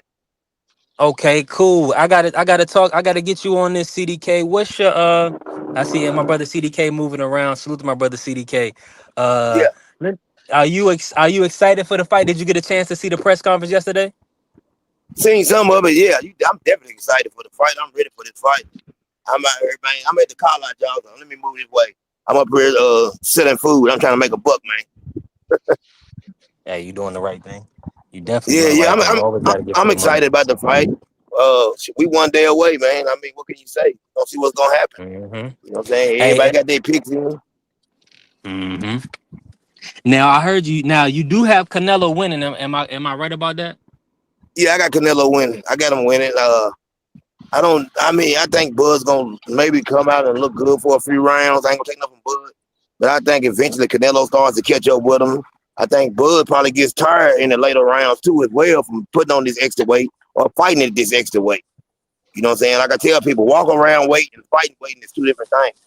He might walk around at 168, but he's never fought at 168. So it's a big difference. Yeah. 100%. So that's just my personal opinion. I could be wrong. I mean, Bud might go out there and show us something different, but that's just what I think. I'm in agreement. That's the concern for Bud is that we have never seen him at 168. We never seen him fight with this type of weight, and I believe people would be more inclined to pick him if they seen him acclimate to 168 or at least you know what I'm saying. Maybe even stop somebody at 168, but we ain't seen it. So to believe it, like when you picking Bud, like I am, you're picking something maybe never been done before. Of course, you know the 3 undisputeds, but a brother are literally coming up 3 weight classes to be a historically great fighter, one of the a pound for pound legend. So that's going to be a feat that I don't think anybody has done. Um, Yeah, I you definitely know, agree. I agree with that. so that's a tall task. To the game. Yeah, I agree. That's a tall task. But my brother D for the win, he just sent me a little prop bet that Crawford is plus 118 to outland Canelo, to land more punches in the fight. What's your take on that prop? That plus money for Crawford to land more punches. You think that's in play? You Yeah, better I take think that. it definitely could be good. Go ahead. I'm sorry. Go ahead. Yeah. No, I'm about to say you better take that. I'm about to jump on that my damn self. Yeah, yeah. I am too, Free. I was gonna say the same thing. I'm gonna jump on that, Free. I believe that. I believe he lands more. I believe he does land more. I don't think Canelo has to land as many as him to do what he got to do.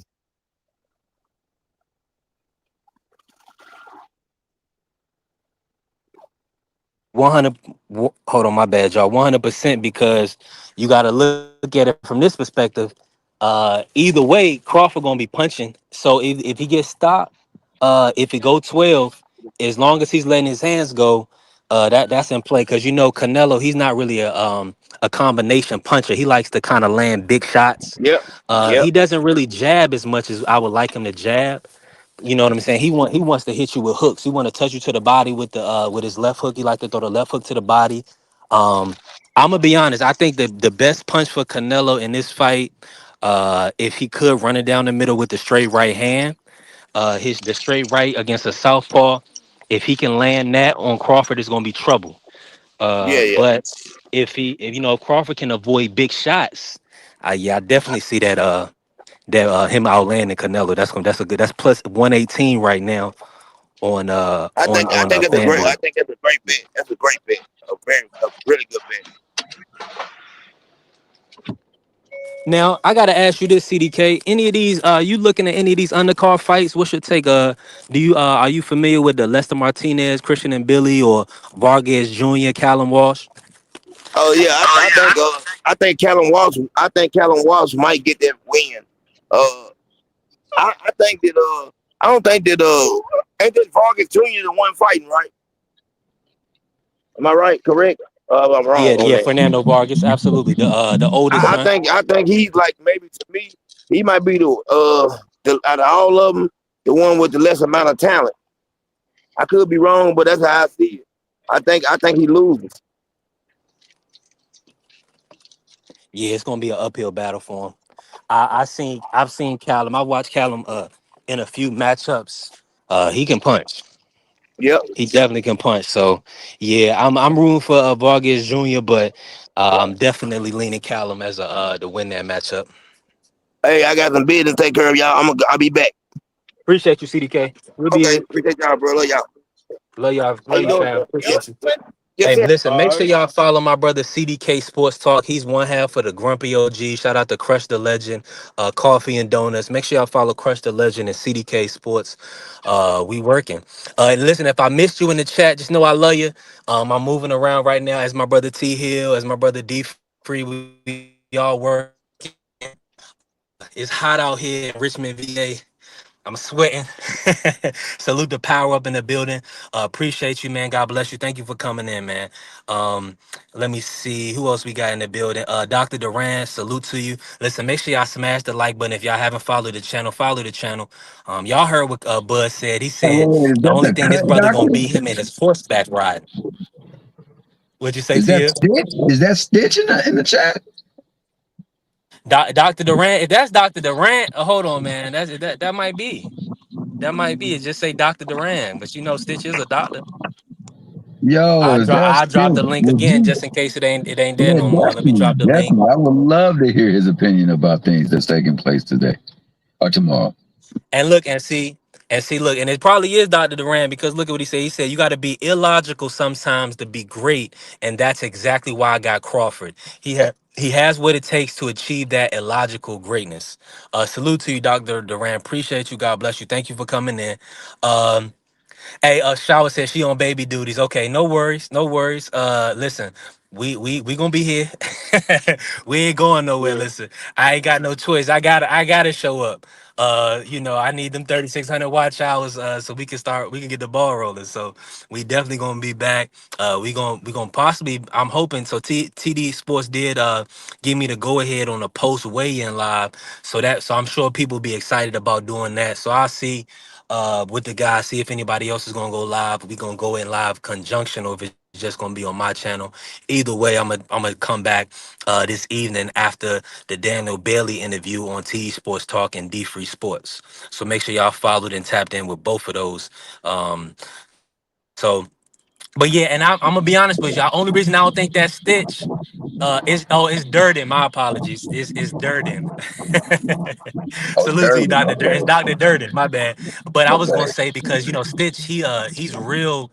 Uh, he's gonna toe the line because he's in the business. So he really I don't really see him giving predictions. So that's why I kind of figured that wasn't Stitch, but No, it's no, no, no, Doctor no, Durden. no. My apologies. I'm Yeah. hot. Listen, I'm moving around. I missed the R. I missed the D. So my So salute to you, Dr. Dirty, man. Thank you for coming in the chat. I appreciate everybody. Make sure y'all smash that like button. Now let's talk about this real quick. Cause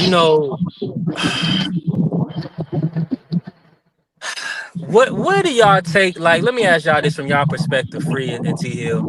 Canelo's greatness, right? His all-time status. He's arguably the greatest Mexican fighter of all time, and some people say he's an all-time great boxer in general.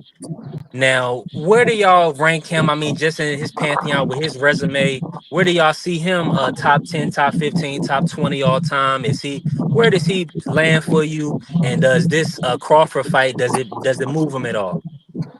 It doesn't move him at all. And I got Canelo top 50. I ain't got him no top 10, top 15, none of that. All of Canelo's great fights that he had in his career, all of the great fights, the great names on his resume, all of those fights were guys that was past their prime. None of those guys was in their prime. I mean, I know BBO wants to bring up Austin Trout, but I don't look at Austin Trout as a great fighter. He was a good fighter, but I don't look at him as a great fighter. But the Miguel Cotto, the Floyd Mayweather, all those guys that we say that Canelo gets props for fighting, those names, they was all guys that was past their prime. I don't give Canelo any props for those guys that was past their prime. I got Canelo somewhere top 50. No, I don't have him as the top 10, top 20, none of that. What's your take, T Hill? Yo, man, I can't find much to disagree with, man. I said 35 to 45, so I'm around the same ballpark, man. I don't know. It should be about 50. You know what I'm saying? It's a lot of great fighters that have graced this sport. It's some fighters who never really gained the respect and the due notice that they should have received for their talent and their work in the ring. So, it's a lot to be up in that top. That's why it's crazy to me that people are trying to use this fight to say somebody belong in the top 10. Ninja, please. Neither one of these Mickey Frickies is top 10. And they ain't nowhere near close to top 10, dog. I'm sorry. That's because people are prisoners of the moment. They prisoners of the moment. They see something that happened right now, and all of a sudden it's the best thing since sliced bread. No, it's not. No, they had good fights forever. You can go all the way back to the 50s. There was always great fights. This ain't no fight that's no different than none of these fighters I put in the same breath as a Sugar Ray Leonard or Ali. I don't put them guys in the same breath as them. I don't put these guys in the same breath as Floyd Mayweather. No. And that's no disrespect to them, and I'm gonna say that with all respect. Like, bro, like Aaron Pryor,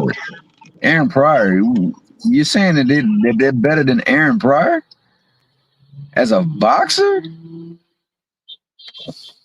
Alexis Arguello. I mean, these are conversations that we could have. Like, are they over them? And a lot of people will say yes, just because they rock with them.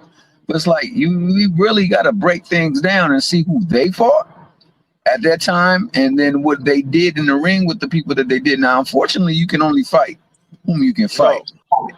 No. Are either one of these guys better than Henry Armstrong? Definitely. But I think Henry Armstrong is top 10 for sure. So, I don't even mention names like that.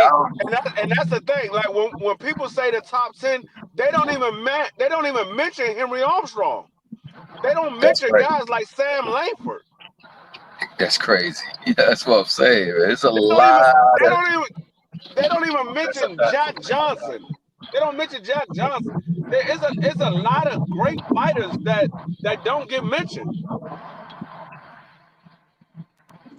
Hey, we gotta bring this to the forefront. So B3. Let me ask this: Alexis Arguello. Do you think that they're better than Alexis Arguello? It's hard to say because it's hard to say. It's definitely hard to say that.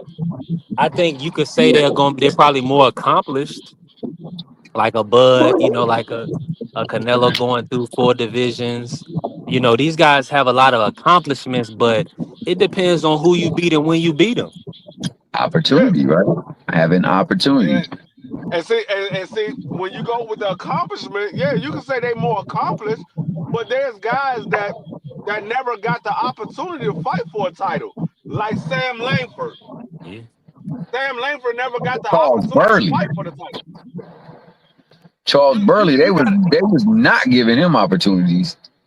right. You got a lot of guys that don't get opportunity, and that's the reason why I have always said these belts don't matter to me. They don't matter to me because I know that some guys get opportunities that other guys don't get. They don't matter. Well, I mean, when you get an opportunity, you got to take advantage of it. And so I'm gonna recognize it from that fact alone that when you had an opportunity, you took advantage of it. But let's just take this legend. Say he do beat Canelo. Canelo got all the belts, right? So Canelo gives him all the belts in one bout. Spence pretty much had all the belts in one bout. Right. So it wasn't like back then they it was one belt and then it was two and then it was three, but they never got them in one fell swoop. They had to go piece make them together. Like, yo, I gotta go get him. Then after I get him, my next target is him, and then I'm gonna get him, and then I'm done. I got all of them. I'm undisputed. So like, I'm not taking away from like people and how they become undisputed. Just know that like everybody's path is not as difficult as the other person's path. So with that being stated, man, you know, accomplishments are nice, but it's like beauty contest, man. I done seen a lot of you watch Miss America. I mean, not Miss America, Miss Universe. Yeah. I've seen some women win Miss Universe that I'm like, yo, how did this person win over this person? Man, I don't understand what's the determining factor for why they should award one over the other. See, I give you a perfect example. It's like David Benavidez. David Benavidez never got the opportunity to fight for Undisputed. David Benavidez might not ever get the opportunity to fight for Undisputed. So does that say that Bud Crawford is a better 168-pound over David Benavidez because he beat Canelo when Canelo never gave David Benavidez the opportunity of beating him? That's why I say it doesn't matter to me because I'm looking at the fighter and I'm looking at the fight. I'm not looking at the championship. Yeah, that's great to accomplish an undisputed title or accomplish a championship title, but I'm not looking at that. I'm looking at the opponent that you fight, and I'm looking at the actual fight. I'm looking at the styles of fighting that you're fighting, and I'm looking at your opponent. So if I give you another example, when Cambosis got those titles, is Cambosis a better champion? I mean, a better fighter than if Tank Davis and Devin Haney would have fought? If Loma would have fought Cambosis, would that have been a better accomplishment of beating Cambosis or the winner of Tank Davis versus Devin Haney? Which one was a better accomplishment? Yeah, you got the titles from Cambosis. That was a better fight over there with Devin Haney and Tank Davis. That's a better fight. Yeah. And shout out to Cambosis. I mean, he's picture perfect. He's proof positive of what we're speaking of. I mean, fortunately for him and unfortunately for Tio, there was extenuating circumstances that was in play that allowed him to go up in there reckless and with reckless abandon, and he was there to capitalize on that. And because of that, shout out to Cambosis, man. He, you know, the split decision king then forged a whole legacy off of that. And I'm not mad at him, dog, because now he is able to take care of his family beyond worry and doubt, man. He's even got a gym out there for the people that are interested in blazing their trail in boxing. So, you know, I'm never going to hate on him. And on top of that, he got a fighter spirit. Like he definitely is a warrior in the ring, but he, for the most part, have been favorable in a lot of decisions that they gave him split decisions over. And you know, like D Free say, you know, it's not.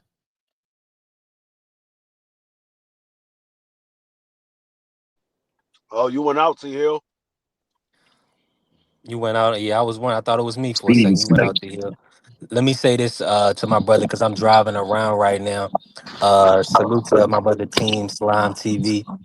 He said, "Next try to do my guy dirty. The coach is with you, B3." Salute to you, Team Slime. I appreciate you. God bless you, man. Um, we know how Ness get down. That's my brother, and I love him, like my brother BVO would say. But we just working. We just working. It's all in good fun because a lot of times I don't take nothing personal, but as we know, I have to support people that look like me, people from my community, because others are going to do the same thing. You know what I'm saying? And salute the MC. MC Nemesis trying to come up here. MC, I gotta just see you real quick. I gotta make sure you're not a troll. You could just turn the camera on real quick and then turn it off. And okay, bet. All right, bet. All right, all right. Salute to my brother, good brother. MC Nemesis Hey, topic. how y'all doing? What's good? What's good, family? How you feeling today, MC? Decent. Not the best, but not the worst. What about yourself? Man, listen, I'm doing, man, I'm thankful. I'm just thankful. I'm out here working, but it's a sunny day. I don't got no rain on my head. Nobody, I'm not letting nobody piss on my head telling me that it's rain. Working. Is that But a so 1099 or a W 2? say that Oh my God. 1099 or W 2? 1099 family, 1099. You gotta get you a W 2, man. Listen, I had one. I had one for years, but I had to get outside and work for myself, man. I feel like working in a call center. So I got a couple of degrees, but I was working a job in insurance, and I was driving to work for a year, and I got my weight all the way up to 230. So it was stressing me out. So I had to leap out on faith and start my own business, man. I wanted to work for myself, so man, I had to go 1099. So I'm outside with it. It's a grind. Anybody that can show love and show support, hit the Cash App. Show your brother some So love. I want to DoorDash. be able to. I I mean, de- I definitely want to be able to do my live from the studio. I want to be able to do even a 7 a.m. live. I got dreams because I by want to running be your able to own reach. business, you mean DoorDash. Creating content, no, that's separate. I have you're on my panel. This is B3 Picks TV. So I do this. I create content. I also have a website, B3 Boxing Picks. I do get boxing picks out for my select members. So yeah, so I got all of that, bro. The DoorDash and Uber Eats, that's just supplemental income. You know what I'm saying? Things that I got to do to make sure I keep my lights on in my crib. So that's just what it is. But I definitely recommend that W 2, but can't do it, you man. have your Can't do it. reasons. Can't do it. Can't do it. Can't do it. Listen, I mean, I would love to, but everybody got their own But path. what do you What, think what, about the what do you work recent for Amazon? assassination of Charlie Kirk? I no, I got to kick you off, man. We're not talking Charlie Kirk. We talking boxing, man. Ah, nigger. See, there you go. See, I knew you Nigger, was a bitch nigger, ass nigger, motherfucker. Fuck nigger, you, nigger, nigger, cocksucker. nigger, nigger, You nigger, faggot. You a faggot. You a nigger, faggot. I knew you nigger. was a Just boot him, faggot. just boot him, just boot him, Uh, Yo, man. hey, if you plan on starting a business, uh, I knew hey, when he came on, that boy was about to go that route, bro. man, listen, y'all should have let me know. But see, this one, he pulled up, he was a white guy, and I tried to show love, you know what I'm saying? But that's what when he said was saying the W2 stuff, I was like, I mean, I could talk, I know how to W2. articulate myself. I'm just like, so I can articulate my position and what I got going on. I ain't ashamed. No, So W2. I'm just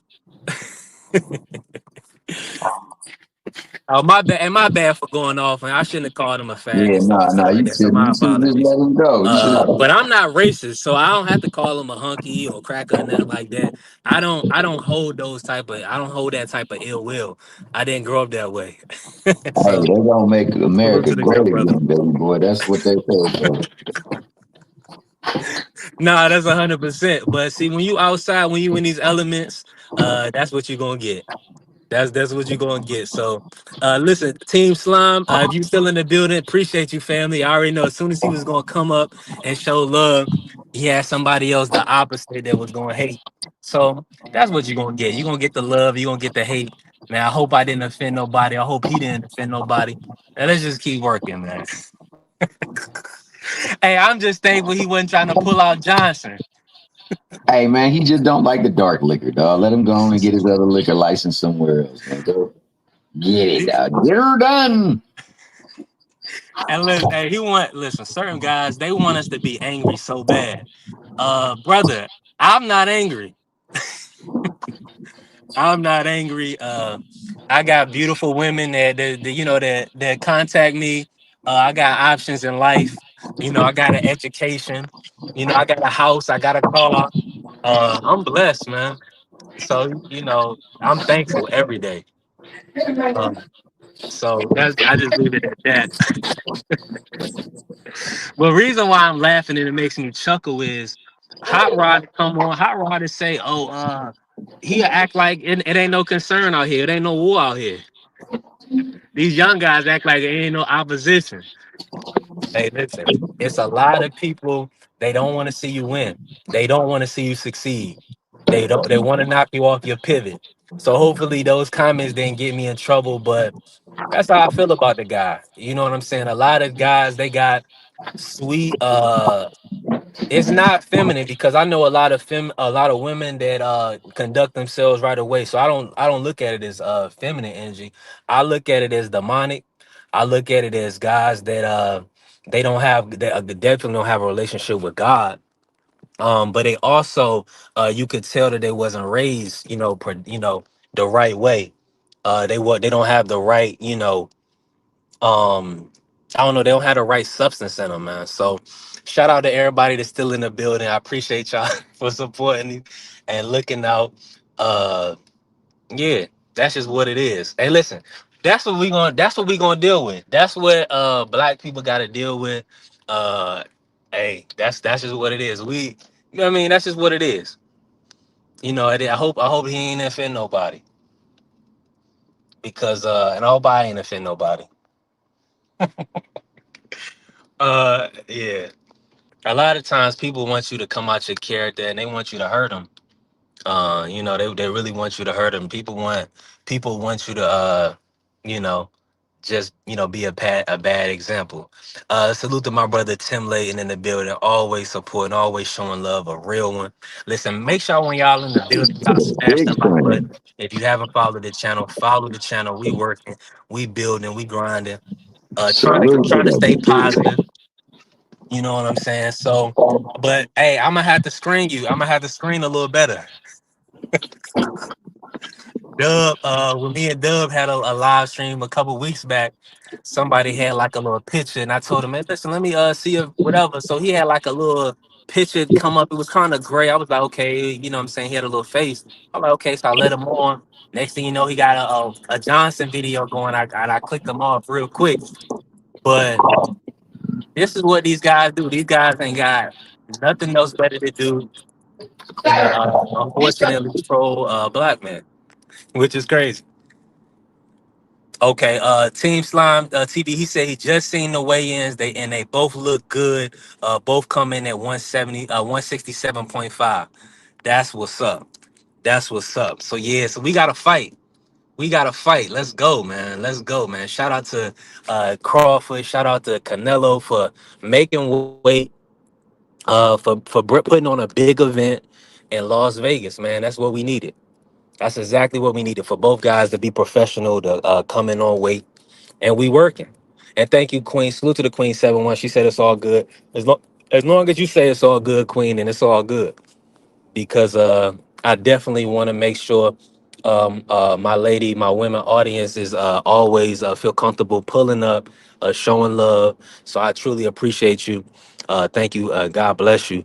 And I definitely want to grow my following. That's why I don't, when the young guys they come on, they say the B word and stuff like that. I don't talk like that, because you may not offend everybody, but you gonna offend somebody. So I try to make sure that I'm cognizant of what I say and how I carry myself.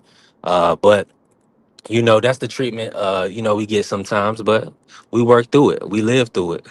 And it's easy to say and do on the internet.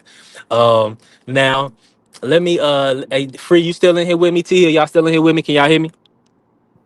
Loud and clear. So let me say this. We've been on here for a couple hours now. I appreciate y'all. I definitely don't mind staying on because y'all already know I'm moving around, but I definitely want to stay on here and chop it up with y'all if possible. But let me ask y'all this right real quick. Do y'all feel like this event is this event how many views, let me ask you this, based on this event, the build up, and everything, these two great fighters matching up, what's your thoughts? And I salute to my brother Thomas, TD in the building. Appreciate you, TD, for pulling up. No um doubt. and I'm gonna kick it like this since Prime Slime he wasn't in here. I want to ask you this, TD, first, and I'm gonna get you the first kickoff on this, and then you could speak your piece, say whatever you like. This open panel. What was your take on the press conference, TD? Did you enjoy it, or did you think it was a little dry? What was your take on it?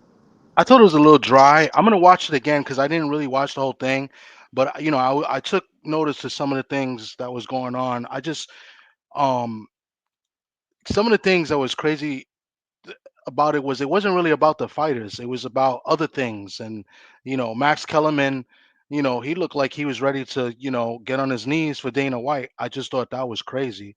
Yeah, Um, I mean, and then some of the questions to Dana White about Wild, him bro. promoting the event. You know what I'm saying? Because Dana White, he's been trying to get in boxing for a long time, and he kind of got involved a little bit with working with Tom Lawful at 360 Promotions. They got the fighters on Fight Pass, and look, they got Kalen Walsh there, and he's part of the TKO, stuff like that. And we've been trying to tell people to be careful of Dana White, not to let him in the business. It's not going to be good for boxing. So that's what I really paid attention to the most. The fight is the fight. We've been talking about this fight for a minute. It's finally here. It's gonna happen. So I'm amped, but the press conference is just kind of like a formality. The weigh-in tonight will be kind of like a formality. They both made weight. They both look good. I just saw a video of both of the guys. They both look good. So I mean, we're ready for the fight. Now we're gonna make our predictions, and we'll see what happens, and hopefully it lives up to the hype.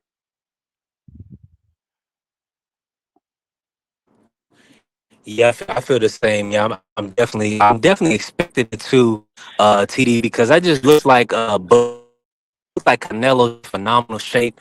What was your take on Canelo? And people were saying that he was kind of looking small. Did he look small in your opinion, or what's your take? You think he's just preparing for speed? Like he wants to be faster? Well, he wants to be lighter on his feet. What's your take on Canelo? Do you buy into anything about him looking smaller? I did notice that, and he does look um a little bit thinner. Maybe not just small, a little bit thinner, Yeah, and he looks lean. like Yep. he still looked in great shape. Not as muscular as I'm used to seeing him. So maybe that tells me that I think Canelo always takes his fight seriously. The thing about Canelo, if I said this also in the past, is that he does balloon up to like 200 pounds at times, and he has a lot of fat camps. In this camp, maybe it was a little bit different. Maybe it was a fat camp as usual, but not as much. And he was on point. We saw a video of him working with boots, which was cool. You know what I'm saying? So I mean, to me, he looked in great shape, but yes, he did look a little bit, not, I wouldn't say smaller, but a little bit skinnier. You know what I'm saying? And and the other side of that, Crawford, I thought looked good. I thought he put the right muscle on. You know, um, but looks can be deceiving. That's why we have to see tomorrow night. But it just, as far as looks, it tells me that they both look like they're taking this fight very seriously, right? Because that's what I look for, to see if they whether taking it serious or not. You know what I'm saying? And just by the looks of it, it looks like they're both taking it seriously, and we're gonna have a fight. What we don't know is how things are gonna play out. Now, that's a fact. That's a fact. You did you I'm go? in Did full you, agree. I'm in full agreement. Go ahead, T Hill. did you actually go to the fight? Are you out this way in Vegas, or are No, you? no, I'm not. No, I'm not. Not. Yeah, I'm still in the Bronx.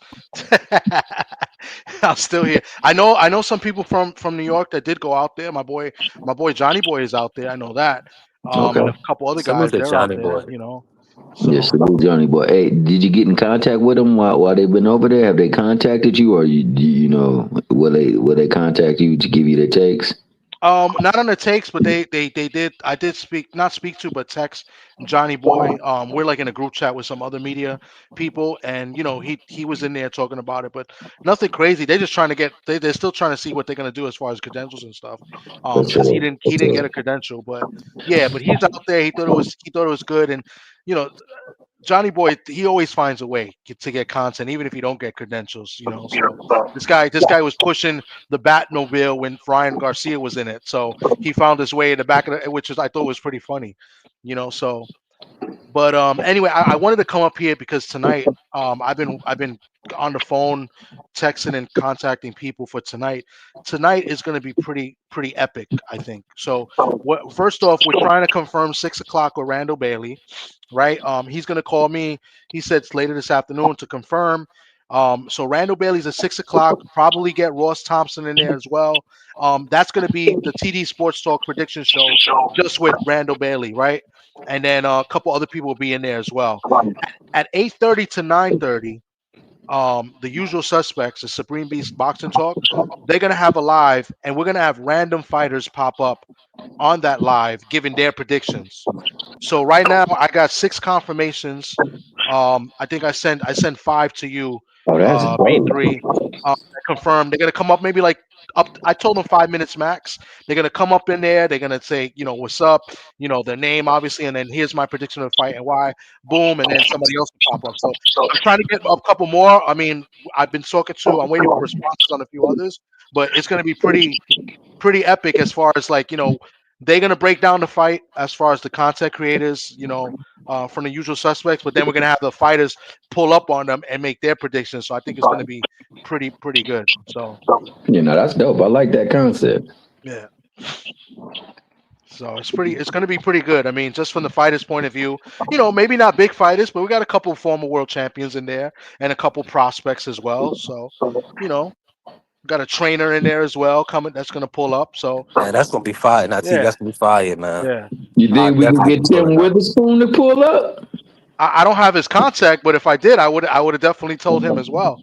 Yeah, So we got to get in contact with Bruce Gas. I think he's really good with Tim Witherspoon. I believe so, yeah. So I Now, always TD, I gotta ask you this while you up here, right? Take on Randall Vargas Brown Walsh. I mean, everybody thinking that Vargas Jr. might get put to bed. What's your take on it? I kind of feel the same way, but I feel like he's not gonna lay down, and I feel like I could see him getting dropped a Definitely few not. times and maybe surviving the fight.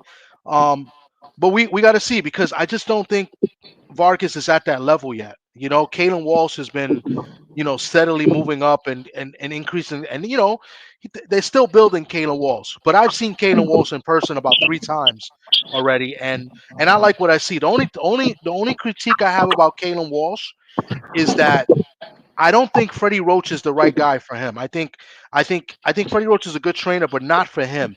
And the reason is that Irish fighters, they like to fight. But I really do believe Kalen Walsh can box, especially as a southpaw. He's got a good jab, and he can box. But he does tend to like want to get in there and scrape, trade with you. So that's the only like critique I have with him. And I think maybe having another trainer, work with him and maybe discipline him more with that would make him a better fighter. Not that I don't like to see guys fight, but I really believe he has a really good jab. He can fight, especially from the southpaw. He's tall. He'll give a lot of problems at 154, and I don't think Vargas is ready for this type of fighter, in my opinion. I can see him maybe not getting stopped because I think there's going to be a lot of pride in there, and he's gonna fight and give it his all. But I could see this being a really one-sided fight for Kalen Walsh. Yeah, no, I mean, I think that the one thing that will benefit Vargas well, besides his grit and fighting spirit, is the fact that he wears his pop's name. So when he Yeah, in goes the up in past, I there, think I forgot who it was, but I know somebody in the past their father didn't pull them out of the fight, and I think they got hurt pretty bad. I can't think of the name of the guy right now, but do you feel like that may be an issue with guys and their fathers, or certain trainers not pulling guys out of fights? I mean, if you clearly lost, let me, because I don't know if y'all saw the hopefully my audio didn't go out, but the Jordan White fight with Rene Garon, he was getting beat bad. Did y'all see that fight on Pro Box this past week? Nah. Y'all didn't get to see Jordan White, man. Jordan White was getting beat and beat bad by Garon. He dropped him with a hook to the face. He hurt him to the body like round two. He was getting beat from round two on through the whole fight. He was on the back foot running, and he even asked his corner. He said to his corner, "Tell him my hand is injured." You know what I'm saying? Tell him because he was trying to kind of get out the fight. He couldn't do nothing with the guy, uh, and they didn't pull him out the fight. They made him fight the whole 10 rounds. He didn't, I mean, they just wanted him to dog it out, I guess. Do you feel like that's an issue sometimes in boxing with guys, trainers or their corners not pulling them out when they know that, I mean, it's done. You're not going to win on the cards. I don't think I see it as much in a negative wave. I've seen fathers mostly do protect their sons and maybe stop the fight or pull, protect their sons more than I've seen them um leave Not them in do there to get killed. it. You know what I'm saying? Or, Yeah. so I don't think I think that's a very interesting point because Vargas has been known to be in some wars and um, the Trinidad fight. That was pretty much the first war he was in, and he got dropped early, came back, dropped Trinidad, and then he got beat pretty bad towards the end of the fight and eventually stopped. So I don't know. It's interesting as far as I think it's certain coaches or certain fighters, father sons, as far especially when they were in the ring themselves. So I can see Vargas maybe protecting his son and stopping the fight if because we don't know what's going to play out. If Walsh is really beating on him and and he sees his son in trouble and doesn't have a shot to win. Yeah, I'm in full agreement. I'm a big fan of Fernando Vargas, the family, the Vargas dynasty. I just love what they're doing in the sport of boxing.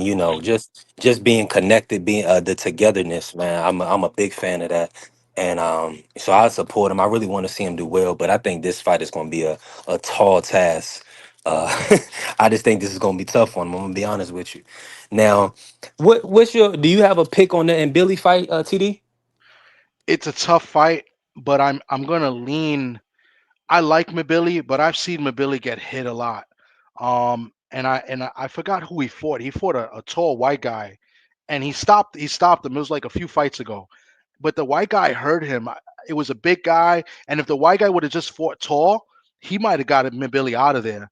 Um, I don't know. I just feel like the work that Lester has, and is he I know he's worked with Bud, but is he working with Bomac as well? Yes, Lester Yeah, Martinez. Yeah, absolutely. He's in yeah, the BNB team. Yep. yeah.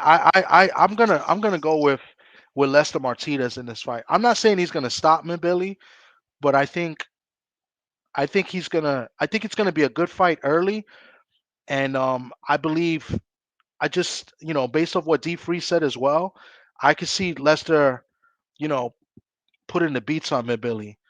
But that's just me. I'm just curious. And another thing, I'm curious as to why is this not a 12-round fight? Why is it only 10? And it's for an interim title. So, but I'm leaning towards Lester Martinez. We don't know much about him As as well. well. But Hmm. I like Lester Martinez in this fight. And I was pretty high on Joe Sean James, and when Lester pretty much crushed him in a couple of rounds on Pro Box, I was extremely impressed. I'm with you as well, TD and Billy. He's kind of questionable to me. I think his power. I know that Lester has one punch knockout power than in Billy. And Billy is like a pressure fighter. He can punch, but he's an accumulation puncher. I saw the Derevchenko fight. I mean, you ain't gonna get everybody out of there, and Derevchenko's a he's a tough fighter, but Derevchenko was winning a lot of those rounds, in my opinion. Hmm. And I just see, I'm gonna be honest, in the Champ Ross league, shout out to my good brother Champ Ross. I did take Lester Martinez 6 round TKO. Wow, Um, TK. Wow, okay. yeah, and this is why though, TD, this is gonna be a fight. And Billy, he can't fight off the back foot. Yeah, he So can. he's gonna be there to be hit. So what's good? Yep. So Lester, when Lester put them hands on him, I think that's the bet. I'm gonna look for a line on that. I think that's something that I'm gonna sprinkle some money on, just Lester by KO or TKO. You know what I mean? So that way, I'm gonna check on the line on that. But that's why I got it, TD. I'm gonna be honest. And Billy, he looks real tough, but it's like when your defense is not sharp and you getting hit by a big puncher, this is gonna be the biggest puncher. And Billy has fought. Also Lester, right? But I just feel like that Lester is I'm gonna be honest with you. I'm leaning towards Lester being the real deal. That's why I'm leaning, and I'm expecting him to prove it against him, Billy. Yeah, I agree. I agree with you. 6 round KO TKO is to me that's a little bit early. But Hmm. I mean, it can happen. It definitely can happen. Especially, Billy comes straight forward and he throws a lot of shots. His defense is bad, and when you throw a lot of shots, you're open to get hit right back. Yeah, And to getting hit by a guy like Les Martinez, probably the biggest punches he's fought. Yeah, I just everything says Lester Martinez. What are the odds in this? I think is let me pull Mabili him the up right favorite? now. I'm pulling. Yeah, he is. He is a slight favorite. Let me check on it right now. Yeah, Leicester. I mean, but Leicester, he's with the right team as well. So I know he's going to be well conditioned and prepared for this matchup. Let me see here. So Leicester, Martinez, Christian, and Billy. The line is kind of changed a little bit. So it's closer to a 50-50. Christian and Billy minus 172 money line. Leicester Martinez plus 134 money line. And then to land the most punches in the fight, of course, Christian Billy, he's minus 260. But let me see what the KO is. Lester Martinez by KO plus 390 and Billy by KO plus 160. So the odds makers are expecting this fight not to go the distance. Mm. Because to go the distance, it's even 112, 112. Okay, so it's even. So you getting to not go the distance is minus 112, to go the distance is minus 112. So I guess they split on that, right? But I'm gonna be honest, I just don't see either guy taking a back step. You know what I'm saying? I think this is Yeah, gonna be a fire fight. I think this is, like you're saying, I think this fight is gonna steal the show. Uh it should Go have ahead been to the this. co-main event. I'm not sure why it's not, but Son of a legend. yeah, but still, like, but it's for an interim title, and Mhm. the other one is not. It's like for like, I presume it's got to be for Kano Wilson's like that continental title he has. But Yeah, absolutely. Because they kept saying in the new.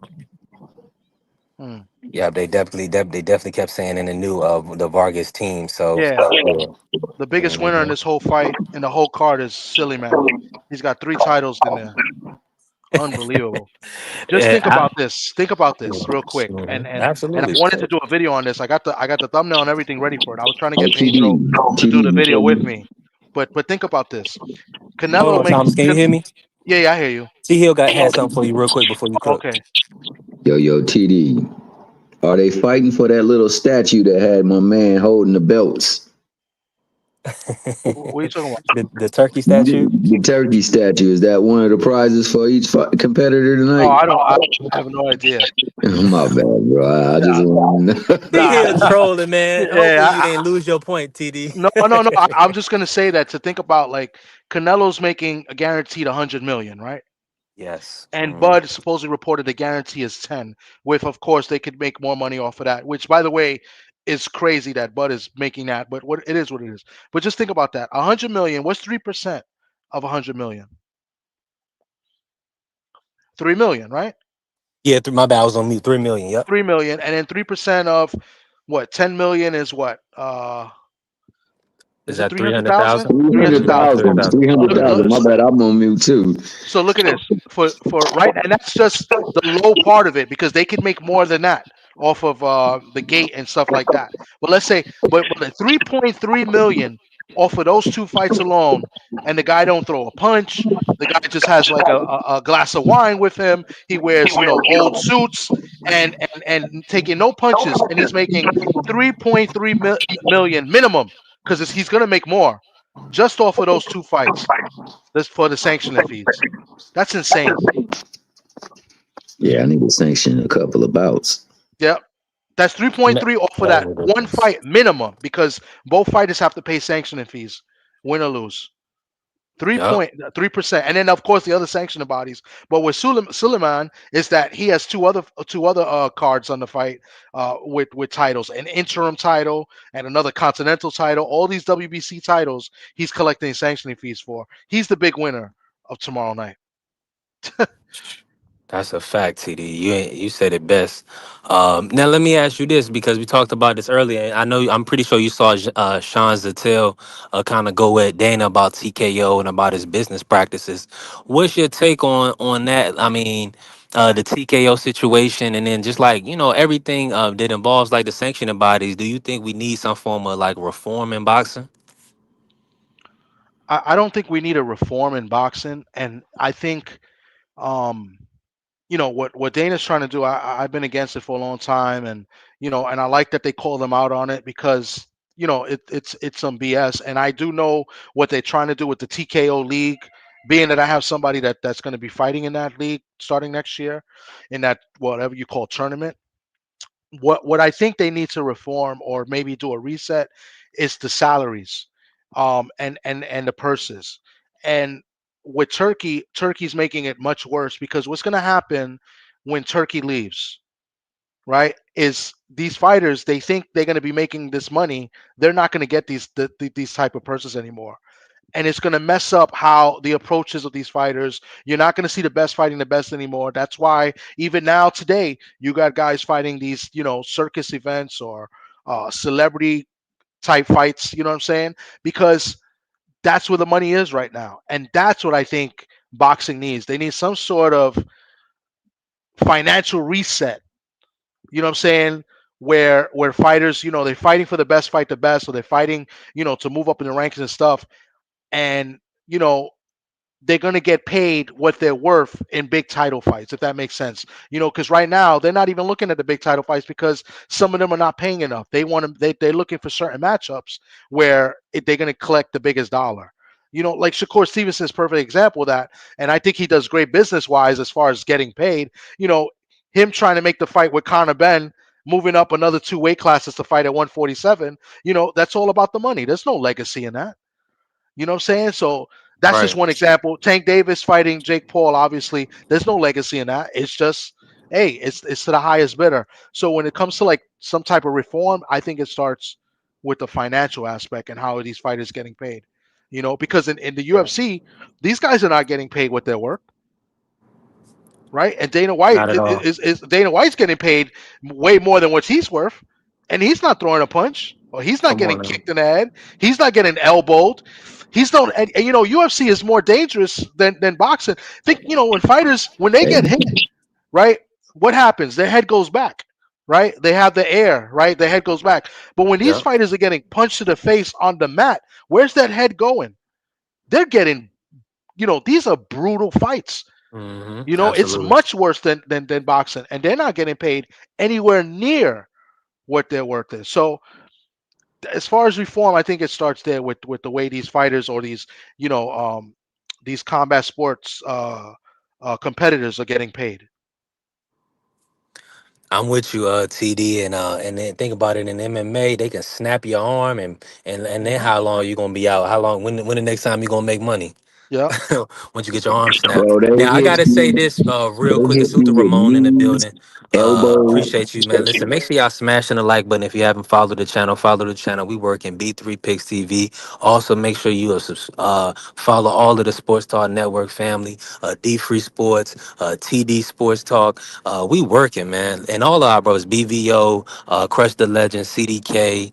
Salute to all the guys, Marky Dan and Just As One. I mean, we in the building now. I gotta say this real quick. Hopefully my audio don't go out on y'all. But the queens in the chat, they definitely made a good point. I wanted to just speak on it real quick.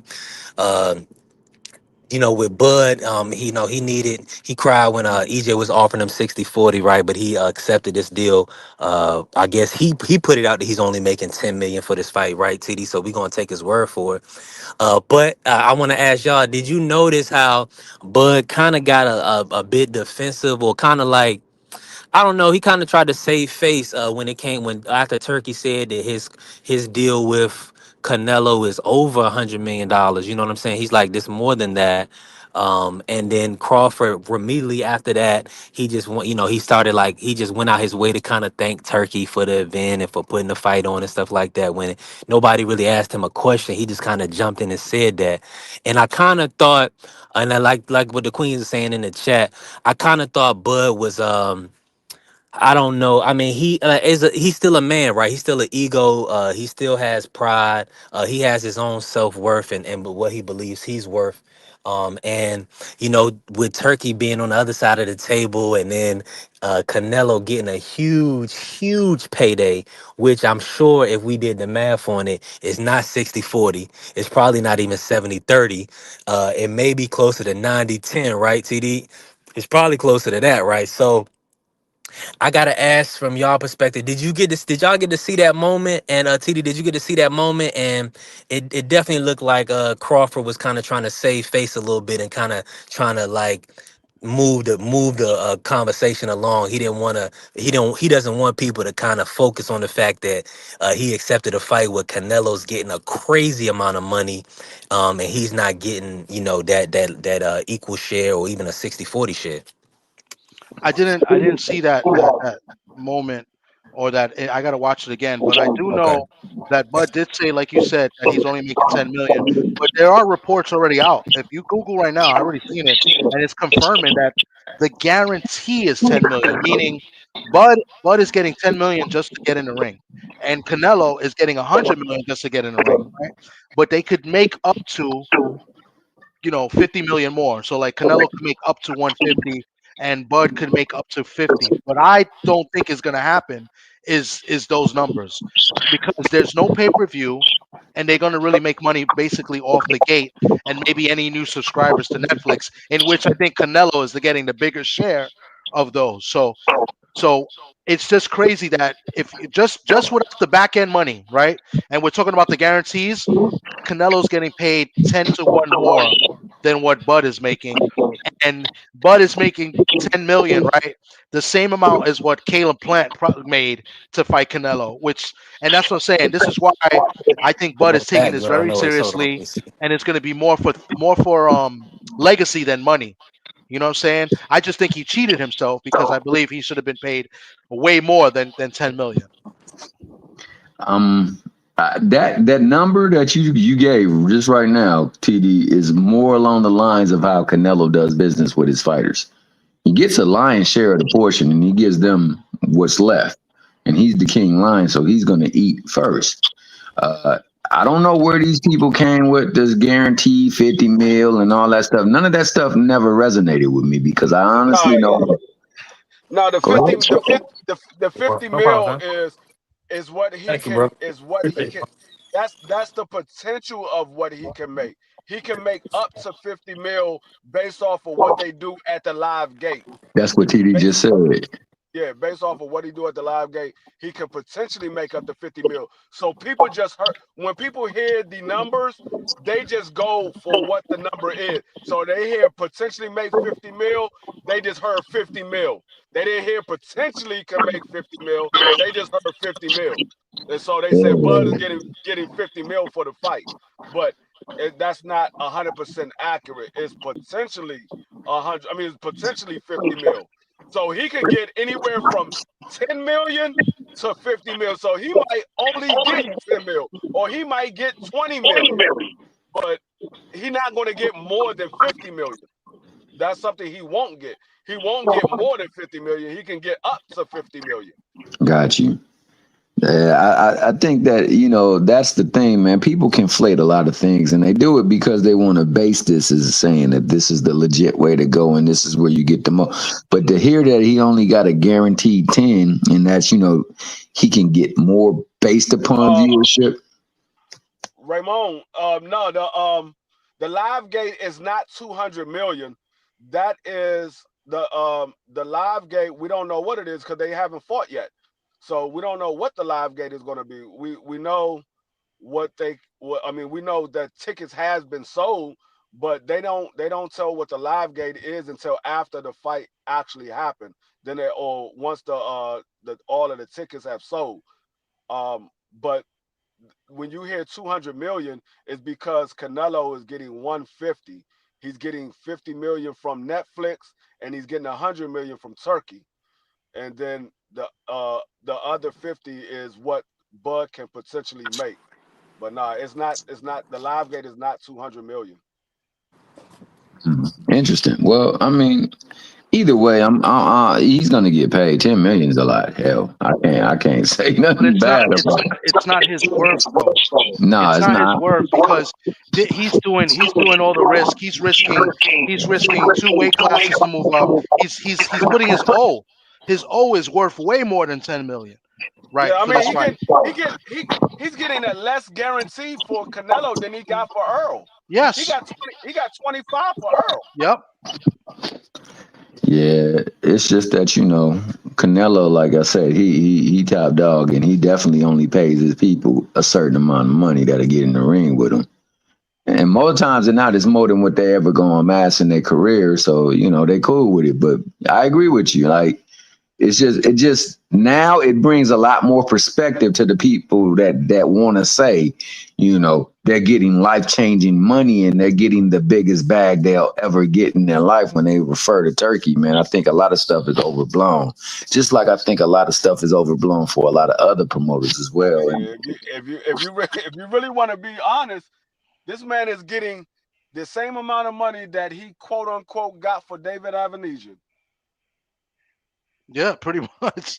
It's just bad. I mean, unless there's some, and I was talking to somebody yesterday, a good friend of mine.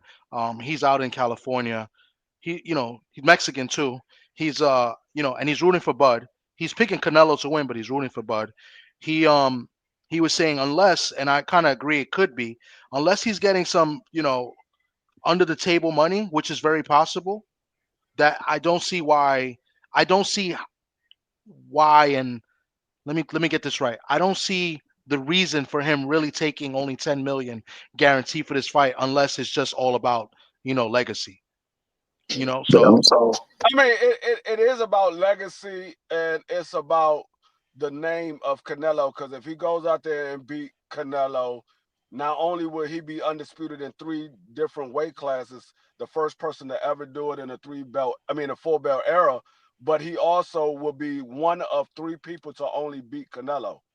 So it's the legacy far as the accomplishment, and it's the legacy of beating Canelo Alvarez. So yeah, it's the legacy, but that's how you know that it was a lot of jealousy when it came to Earl Spence as well, hmm because you wasn't willing to give Earl the benefit of the doubt of being the pay-per-view star, the A side in the fight. You wanted Earl to split it 50-50 or it wasn't going to be no fight because you knew Earl wanted that undisputed fight.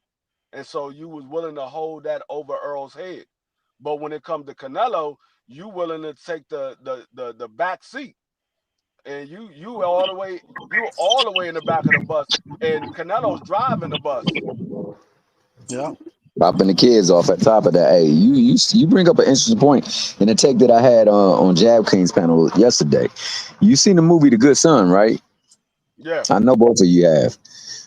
Quality movie, excellent movie. But the point of it was that one kid wanted to take the spot of the other kid, and I think more so than anything, at the precipice of No, this whole movie, at the no, precipice of this, what? no. I was reading the comment. I was saying Ramon. That's wrong. That's wrong. This is not Bud's biggest bag. His biggest bag was Earl Spence. Yeah. Yeah, for sure. And at the precipice of all of his movements is being able to take the spot of Spence. That dude had so much jealousy and envy of Spence that he wanted to erase Spence's whole movement and take his place in everything. Because remember, this fight was supposed to be for Spence, and it Yeah. was going to be even bigger event and a bigger promotion. But somehow, some way, he got out. He got him out the way, and he injected himself into it. Now that's Yeah. real. Hey, how my audio coming through for y'all? You good? All right, Good. let me say this real quick, man. Salute to everybody in the building. Make sure y'all smash the like button. If you haven't followed the channel, follow the channel. B3 Picks TV. We working. Shout out to Ketty in the building coming through. He said, and the new. Listen, if Bud Crawford pulls this feat off, three division undisputed, he will be the most accomplished fighter in arguably in the history of boxing. I'm gonna be Right. honest with you. I would say, well, yeah, I would say arguably, but I would say I would lean towards Henry Armstrong because Henry Armstrong he held the lightweight, welterweight, and middleweight titles at the simultaneously. So that goes across too much weight, too many weight categories. They didn't have as many divisions back then, but that just goes. I mean, those are three glamour divisions in the sport of boxing. So, I mean, that will probably be number one for me, Henry Armstrong. But then I would definitely put Bud second with his three undisputed run. I mean, that is going to be a phenomenal feat. So I'm No, looking forward I to it. mean, no, no, no, B3, because you got to remember, back in the day, there was only one champion, and you was considered the champion. So that's considered as a undisputed title. The undisputed title is saying you're the champion. There is no other champion around you. So back in the days, guys were multi-vision champions. There was only one belt, so they was multi-time champions back in the day. So I wouldn't say it's the biggest accomplishment. I would say it's a big accomplishment. It's the biggest of this modern day era, but it's not the biggest. Yo, and to add to that, man, they were scaling 15 pounds per division too at that time. So Yeah, for him to have that many, that's how much he scaled 45 pounds and was dependent his division in 45 pounds of weight difference. yeah, That's yeah. that's that's amazing. Yeah, that's legendary. Yeah, that's really unheard of. So I mean, shout out to the Henry Armstrongs of the world, the Sugar Ray Robinsons of the world, guys that definitely move through divisions. I And mean, Queen 71 said Carissa Shields is more accomplished than Bud, and that's a fact. Yep.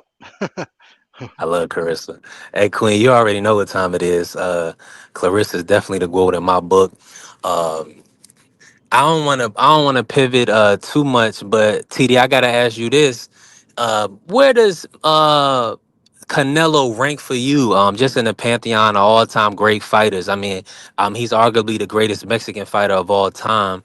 But do you put him in your top 10, top 20, top 30?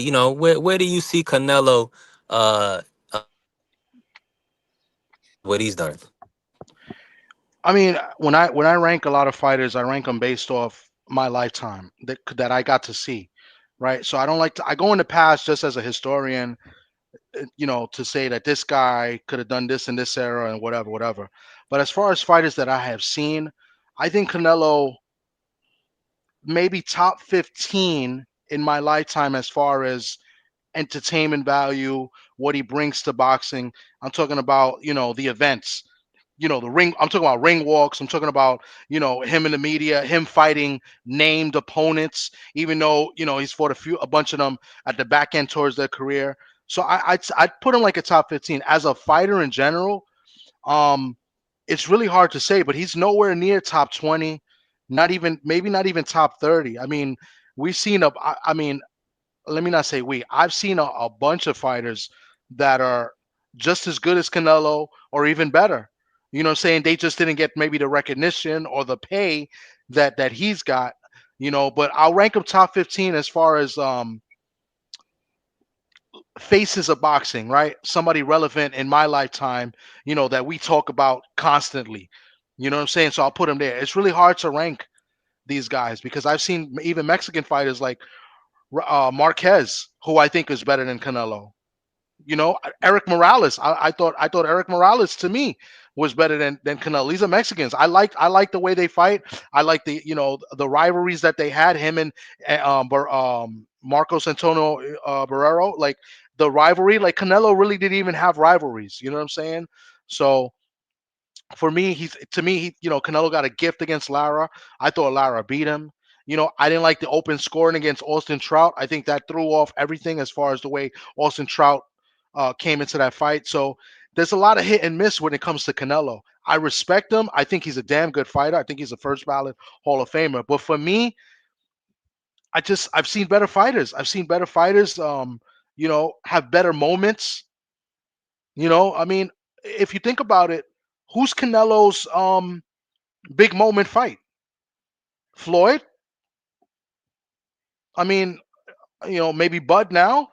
This could be his first big win in a big moment. I mean, I don't think Cotto towards the back of his career, in which I thought that fight was much closer than what people had it. But when you go back in time, Ali Frazier, right? That was a big moment fight. That's something that they could say like, yo, they had a trilogy. You know what I'm saying? Canelo doesn't have that.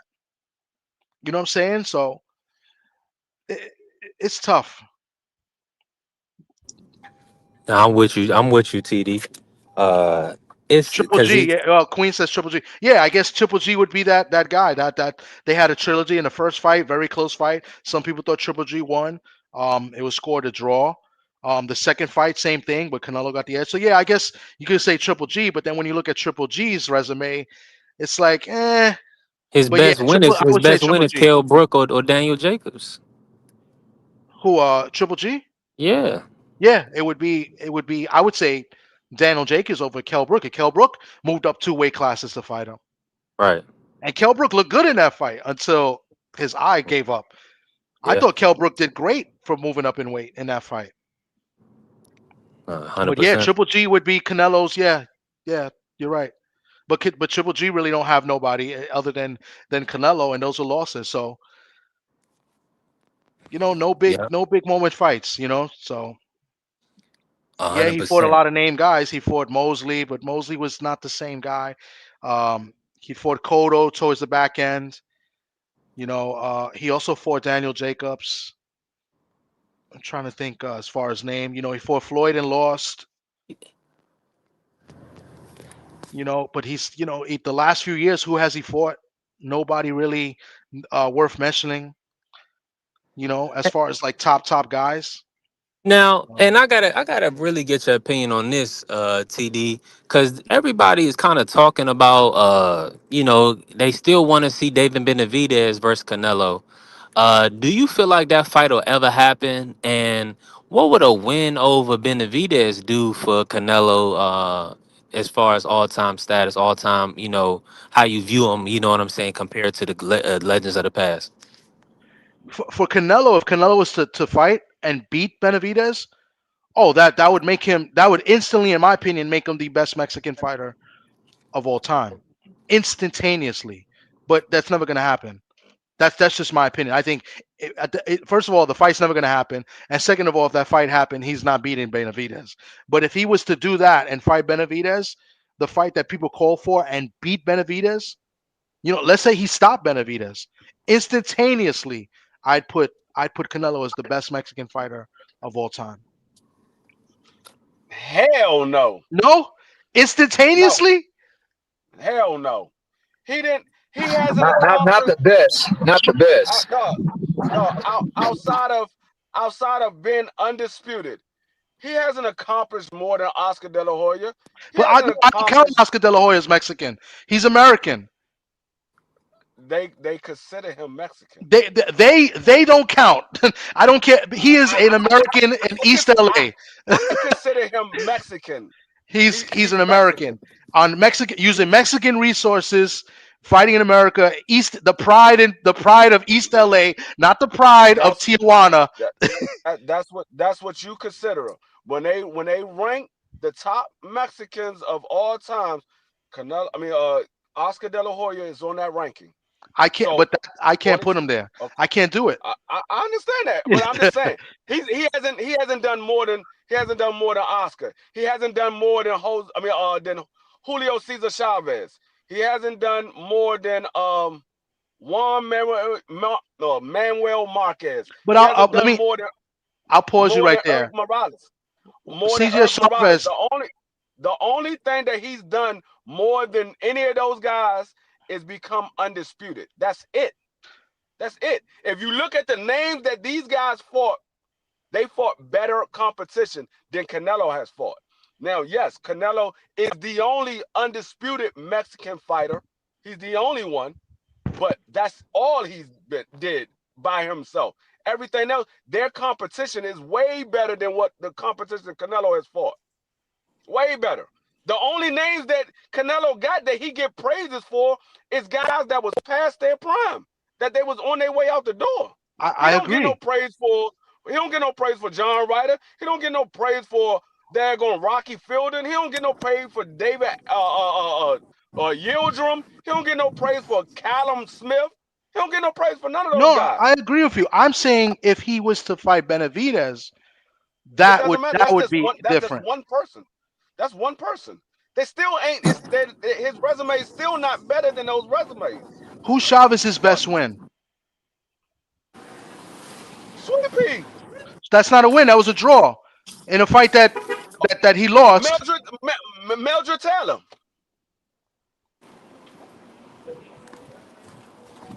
Uh,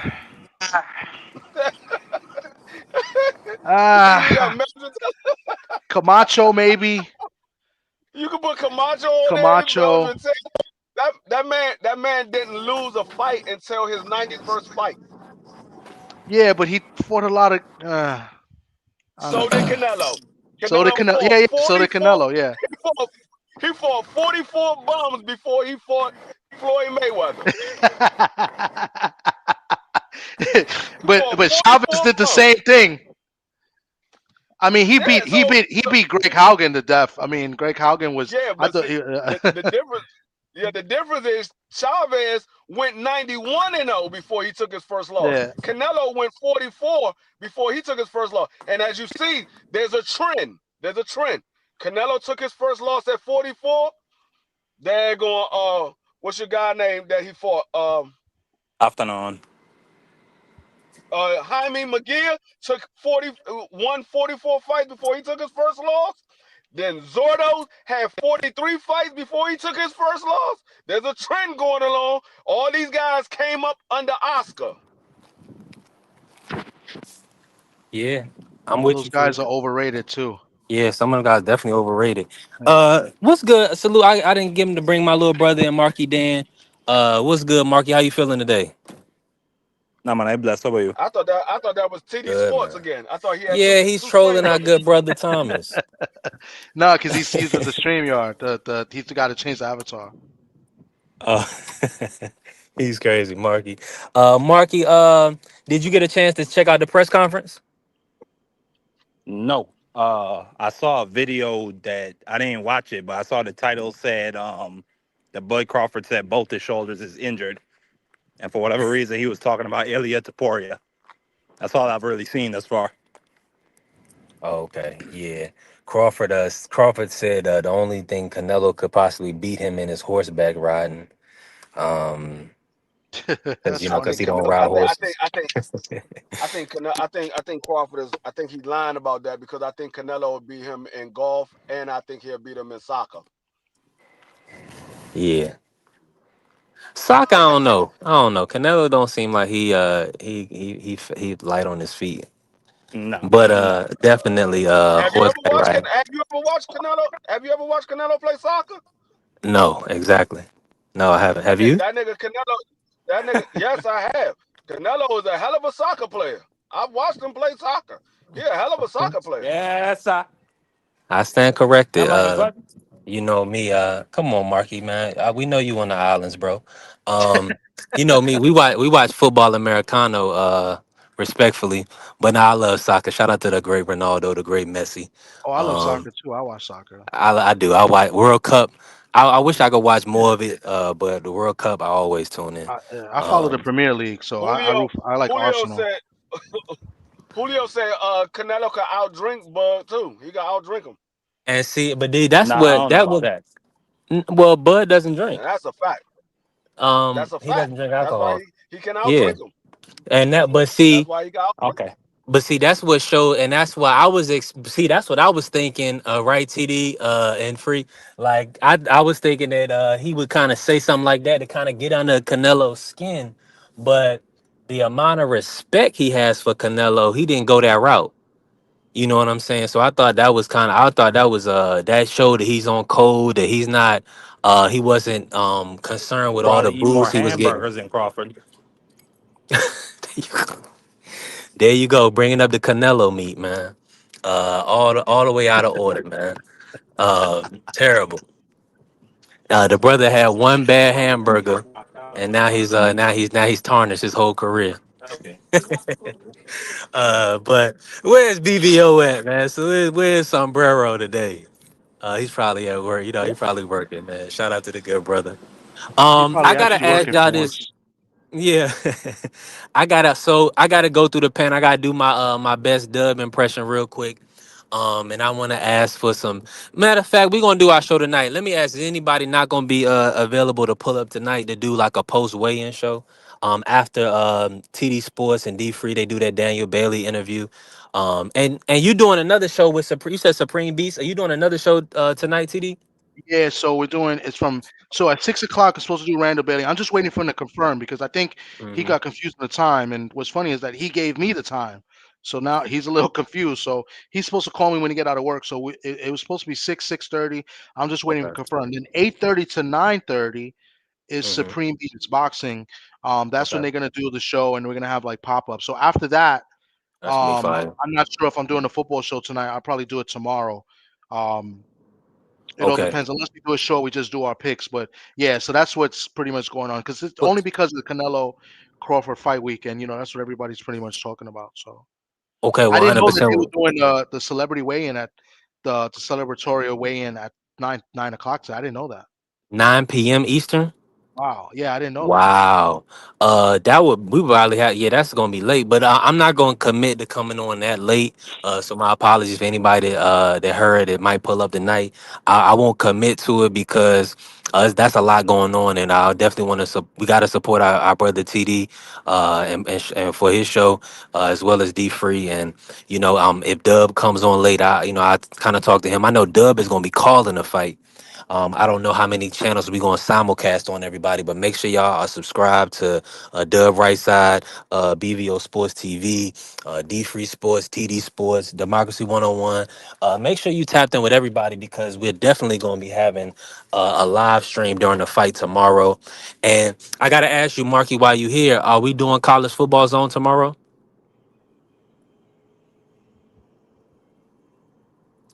Well, y'all know my brother Marky Dan. He's in the Virgin Islands. A lot of Oh, times, my bad, he. my bad.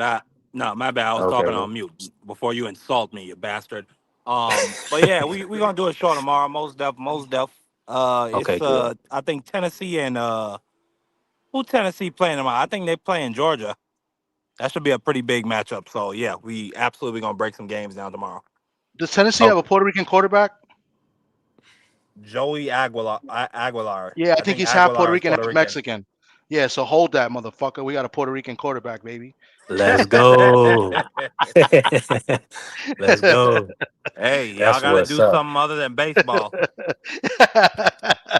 But I think he's half. I think he's half Mexican too. That's fire. That's Yeah. man. Shout out to Tennessee, Yeah, man. salute to them. Nah, def They got Samoans playing because quarterback now. They that's got blacks playing quarterback now. Good for them. They had to get one eventually. Eventually, yeah, you're right. It's just like Puerto Ricans don't are not that tall, So we just hope to get to like a little bit over 6 feet. We got a shot. Yeah, most of the hundred jockeys down percent. here are Puerto Rican. So I get Oh, what you're okay. saying, Tommy. Yeah, that's Now, what they use for. all right. So listen, I do got my brothers up here, so and this is open panel discussion, um, and I want to let's keep it respectful as possible, Marky. I know that's hard for you. Let me go ahead and just play this for my brother Marky, just so y'all know how he's coming and where he's at. This is his drop.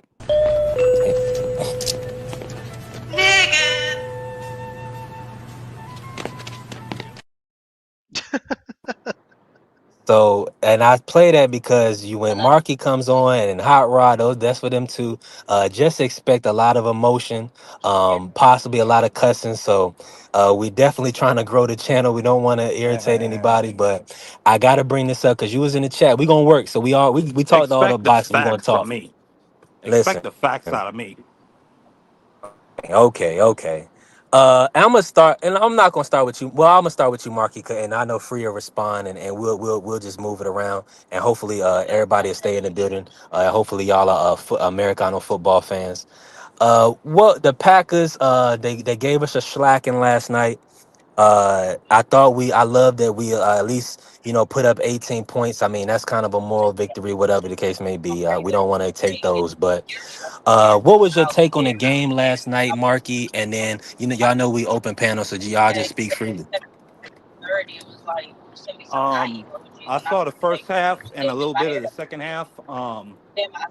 The Packers defensive line, they definitely got one of the top five lines in the league, or at least they have one of the better ones, at least from what we've seen through 2 weeks. Jaden didn't really have a lot of time. The coverage out there from the Packers secondary was pretty good with Xavier McKinney and what's the boy number 25. He made a lot of great plays all night, and yeah, I mean that was really just it. They couldn't really get nothing done in the first half. You know what I'm saying? They had a chance at the end to maybe get some points on the board, but I think they got pushed back by a false start or something like that. Just wasn't a great game for the Commanders. And then the Packers, I mean, they just looked, they just all around looked like the better team. Plain and simple. On offense, Josh Jacobs, even though he didn't have the most explosive game, still he did what they needed him to do. Um, Jordan Love was accurate. He ran when he needed to ran, and that boy Tucker Kraft. I mean, he's looking like he's about to have a superstar, first team All Pro type of year, just from these first 2 games we've seen from him. So, I ain't go. I'm not gonna say the Commanders are trash. I ain't gonna say that. They're a bad football team because they, got dominated yesterday. I mean, I'm gonna just say it's week 2, and it's still a lot more time in the season for them to really, what I'm saying, like get that chemistry together and learn what type of team they are. 100%. And it was a road game. It was Dan Quinn's. It was Dan Quinn's birthday, so I believe that a lot of those things can kind of play on how focused guys is when they first when a game starts. And Cliff Kingsbury, I know Free's gonna talk about this if he wants to get in on this, but Cliff Kingsbury, he had a horrible start to the game. We didn't know what the offense was trying to do at a lot of parts of the game, so that Not was only that, nasty. B3. Not only Yeah. that, their linebackers, Edrin Cooper and Quay Walker, they played Jaden Daniels great all night. They had a spy on him just about every single play. They didn't let him run for 60 or 80 yards tonight last night. So Yeah. overall, just a great performance by their defense.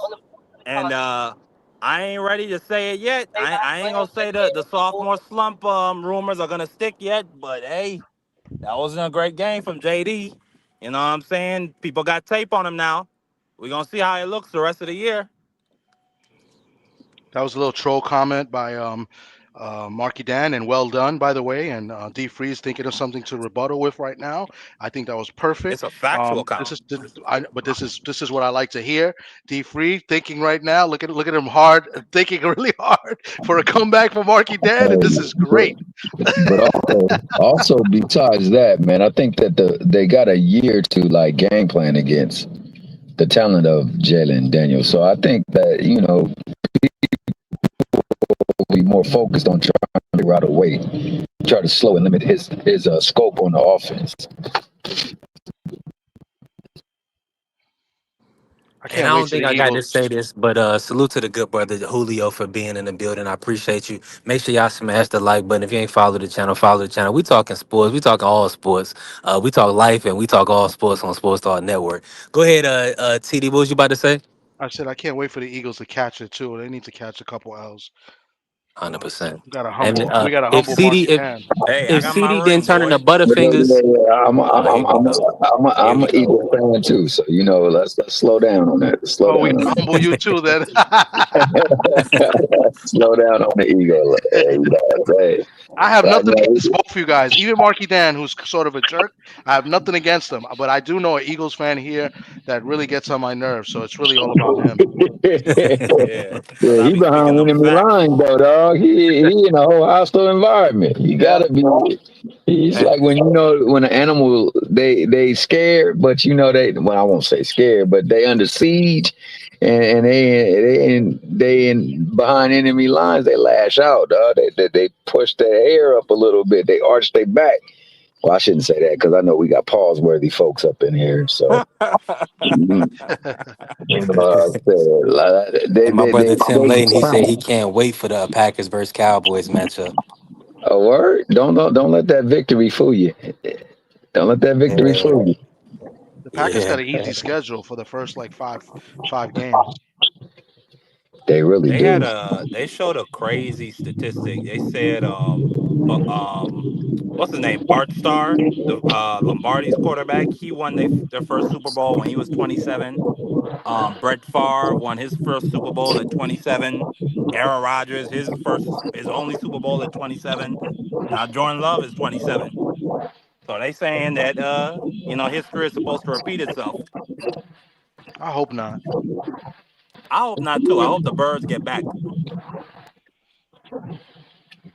Hey, that 1 year, man, I hated Aaron Rodgers, dog, because I'm a Trojan fan, and he used to just give us the business at Cal. But that year against the Eagles, I swear to God, boy, that dude was on point that day, man. No matter what we threw at his ass, he had a counter for it.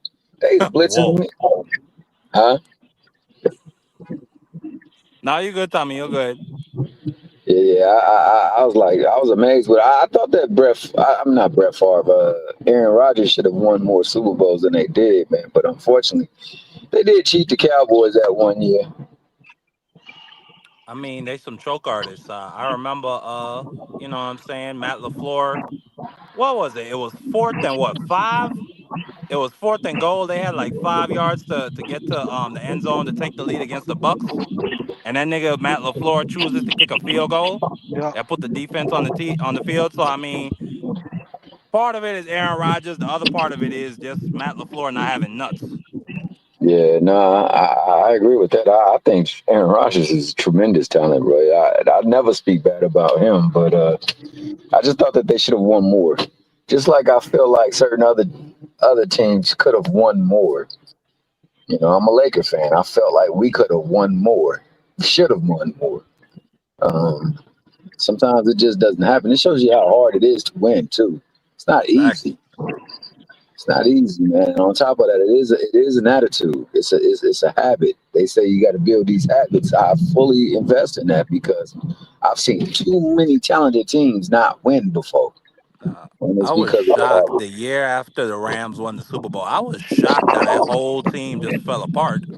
Like they sucked the next year. I expected them to go back and repeat for the NFC championship because they had probably the coldest defense and offense out of everybody.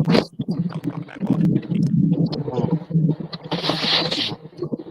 Well, guys, I'm gonna head out and go Yeah, back I to gotta work. head out too, man. Hey, Tommy, it was good seeing you, man. Before you go, drop the plug of when you going on. You and D Free, and tell them what Yeah. they Definitely. expect. Well, I'm waiting for confirmation, but hopefully it'll be 6 o'clock on the East Coast time. This evening, Randall Bailey will be with us, and once he confirms, if not, definitely check us out. It'll stream. It should stream to my channel as well. 8:30. The usual suspects. They'll be on live, and we'll have the pop-ups. I don't want to name the fighters and people coming up, but it should be pretty entertaining. And then yeah, that's what we got going on so far. And the football show, I'm not sure we're doing it tonight or tomorrow. So. Man, salute to my brother TD All Sports right, Talk. Tom. Appreciate you for coming on, man. Listen, it's a great brother. Always showing love, always supporting. Make sure y'all go follow Thomas from the Bronx, TD Sports Talk. He does great work. He has a great show. Now, and then my brother TD Hill. Oh, I got Marky and Thomas Hill. No, this Appreciate is you. me. I'm gonna get over. I don't know why Marky. That's Marky. Yeah, he's Yeah, trying to yeah. mess with me. So All I'll right, talk to TD, you guys. salute. All right. All right, bro. Y'all already know my audio. It was coming through choppy. How I'm coming through free? You good? All right, so we got Marky Dan back. I don't think I'm good no more. Uh, You hear me? You hear me free? yeah, you good? Okay, you good. Okay, you good too. Okay, all right, bet. Let me ask you this, free. I was disappointed in the offense last night, and the defense really, but primarily the play calling, going down 14 points. That put us in a hole that we didn't need to be in. What's your overall outlook on the Packers Commanders game last night? And what would you like to see kind of the improvement? What do you feel like we need to do to kind of be more equipped to win games like that on the road? Um, the biggest problem of the entire night was the play calling.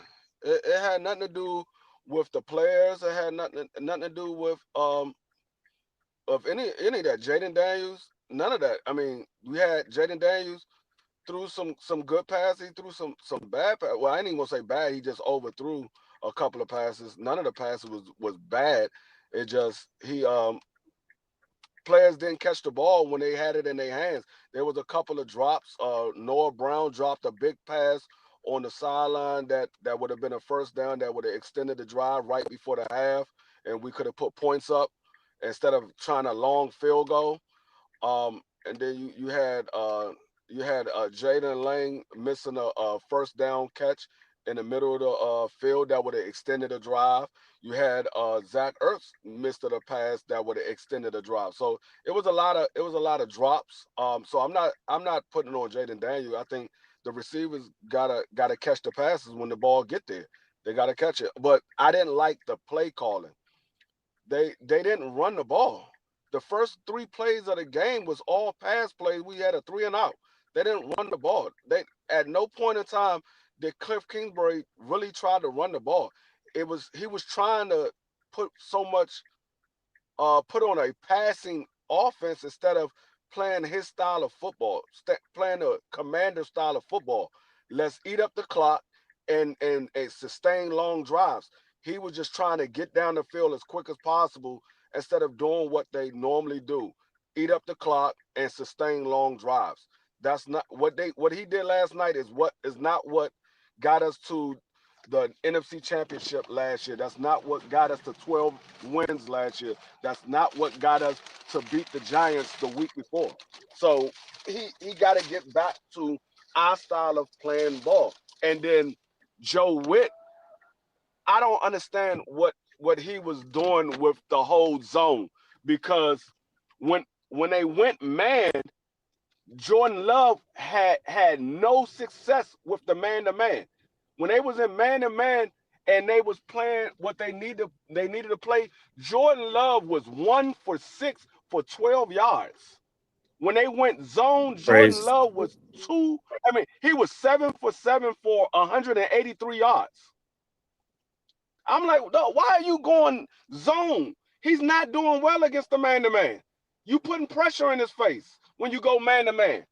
Jordan Love is not a accurate quarterback. He's not a good quarterback when he's under pressure. That's not what he is. You give him time. He's great when you give him time, but when you put pressure on him, he's 1 for 6. So I didn't understand what Joe Witt was doing. Like I said during the live stream, you went against a more dangerous wide receiver last year, and you went man to man damn near the entire game. And now you going against this group and you decide to go zone. You had daggone Lattimore shadowing a wide receiver instead of doing what you did last week. And you let Lattimore on one side of the field and you left Trey Amos on the other side of the field. And you said if they're going to beat us, it's going to be because y'all let them beat us. But you decided to go zone and having guys shadow guys, it didn't work out. So they got to go back and look at the mistakes that they made and call better plays. It had nothing to do with the players. The play calling wasn't good. Like I said, if you all you got to do is look. When they went man to man, Jordan Love didn't have no success with man to man. When they went zone, Jordan Love was carving the zone up. So I mean, they just got to the receivers got to catch the ball when the ball gets to them. And Joe Witt, you said you wanted some corners so you can do more man to man. Now you got the corners and you still not doing man to man. So I mean, they just got to call better plays.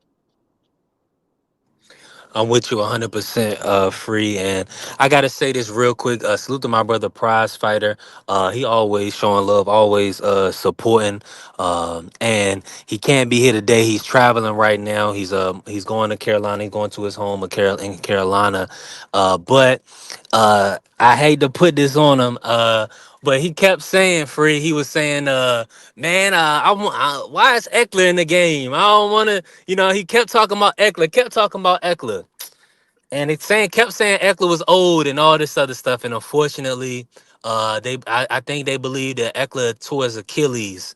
Now, Yeah, that's a I think that's a big loss because like you're saying, we did trade away Brian Robinson. And then we was expecting Austin to kind of lead JCM into a starting role. He was going to I think he was going to kind of probably take on the early carries, but over the course of the season, I was under the impression that JCM was going to end up being the lead back. Now I believe he's going to be thrusted into a bigger role. What's your thoughts on us losing Eckler for the season, or possibly, and then McCroskey being the lead back moving forward? I think it's a blessing in disguise. I think Ja'Cory should have been the lead back. Ja'Cory is the better running back out of the core group that we have. He's the better running back. He can catch the ball out of the backfield as well. If you notice, they had him on a couple of passing downs for him to catch the ball out of the backfield. It's just both times that he was supposed to catch the ball out of the backfield, Jaden Daniels overthrew him. I mean, he can catch the ball out of the backfield. If you go watch him play at Arizona, you've seen him catch the ball. They line him up as a wide receiver, and he caught a touchdown. I forgot what game it was. He caught a touchdown over two defenders. He jumped over top of two defenders and caught a touchdown. He can catch the ball out of the backfield. He's been plenty of times he's caught the ball out of the backfield. He caught it during preseason out of the backfield. He's a better running back, but I don't think Brian Robinson we're gonna feel any effect of Brian Robinson being gone. I mean Brian Robinson, he was a downfield runner. He run downhill. That's it. But you have that already. You got that with the other two guys with Chris Rodriguez and Jerry McNichols. They both are downhill runners. Chris Rodriguez got a little more wiggle to him, but Jeremy McNichols, he's a downhill runner. He makes one cut and he goes downhill. Chris Rodriguez, he got a little more moves to him, but he's a speed guy. But JCM, JCM he can run you over, he can juke you, he can outrun you. He has the total package. And like I said, he can catch the ball out of the backfield. The only thing that JCM was lacking a little bit in preseason was his pass blocking when they keep him in the backfield to block the pass. But he did well in that during the games. So I think it's a blessing in disguise because now we get to see JCM as the number one back, and he's going to get more opportunities to show what he could do. We only out of the two games that we seen JCM play, he had 14 carries. Only one of them was for a negative carry, and it was for a negative 1 yard carry because the offensive line they did a blitz. Offensive line got blown up. He had a negative 1 yard carry. Outside of that, he's been averaging roughly around 7 yards a carry. The man had 4 carries for 17 yards on last night. The previous game, he had 10 carries for 82 yards. He's averaging I take that back. He's averaging somewhere around 5 yards a carry because you 14, and then you say 90. What's that? 96 yards. I'm sorry, 99 yards. So he's averaged right around 5 yards a carry. The man, he can run the ball. That's not a question at all. He's the better running back, so I think it's a blessing in disguise. Austin Eckler was a veteran, but every time they tried to run the ball with him last night, Austin Eckler wasn't really doing much. It wasn't until JCM got in there that we actually saw some life to the run game. Hey, that's a great point. Man, shout out to JCM, man. I mean, he's definitely looking like the future. I was disappointed that Jaden threw that pass behind him. I was expecting, I was little bit upset about that, man. I wanted to see if he could, kind of turn the corner, but. Listen, it's been a great show. We've been on for over 3 hours, man. I truly appreciate all my brothers that pulled up and all the queens that showed up and supported in the chat. Is thank you and say they support B3 Picks TV. We working, man. The Sports Talk Network is here. Uh, what any final words, Free? Let the people know where to find you and just kind of just give them a reminder of what we got going on. Yeah, we're still waiting on the confirmation. Hold on. Yeah, we're still waiting on the confirmation, but me and TD Sport should be going live today with an interview with Randall Bailey. You can find me at D Free Sports Talk. You can find me over at BBO Sport TV. You can find me at TD. You can find me anywhere with the so Sunday I will be live for 1 o'clock.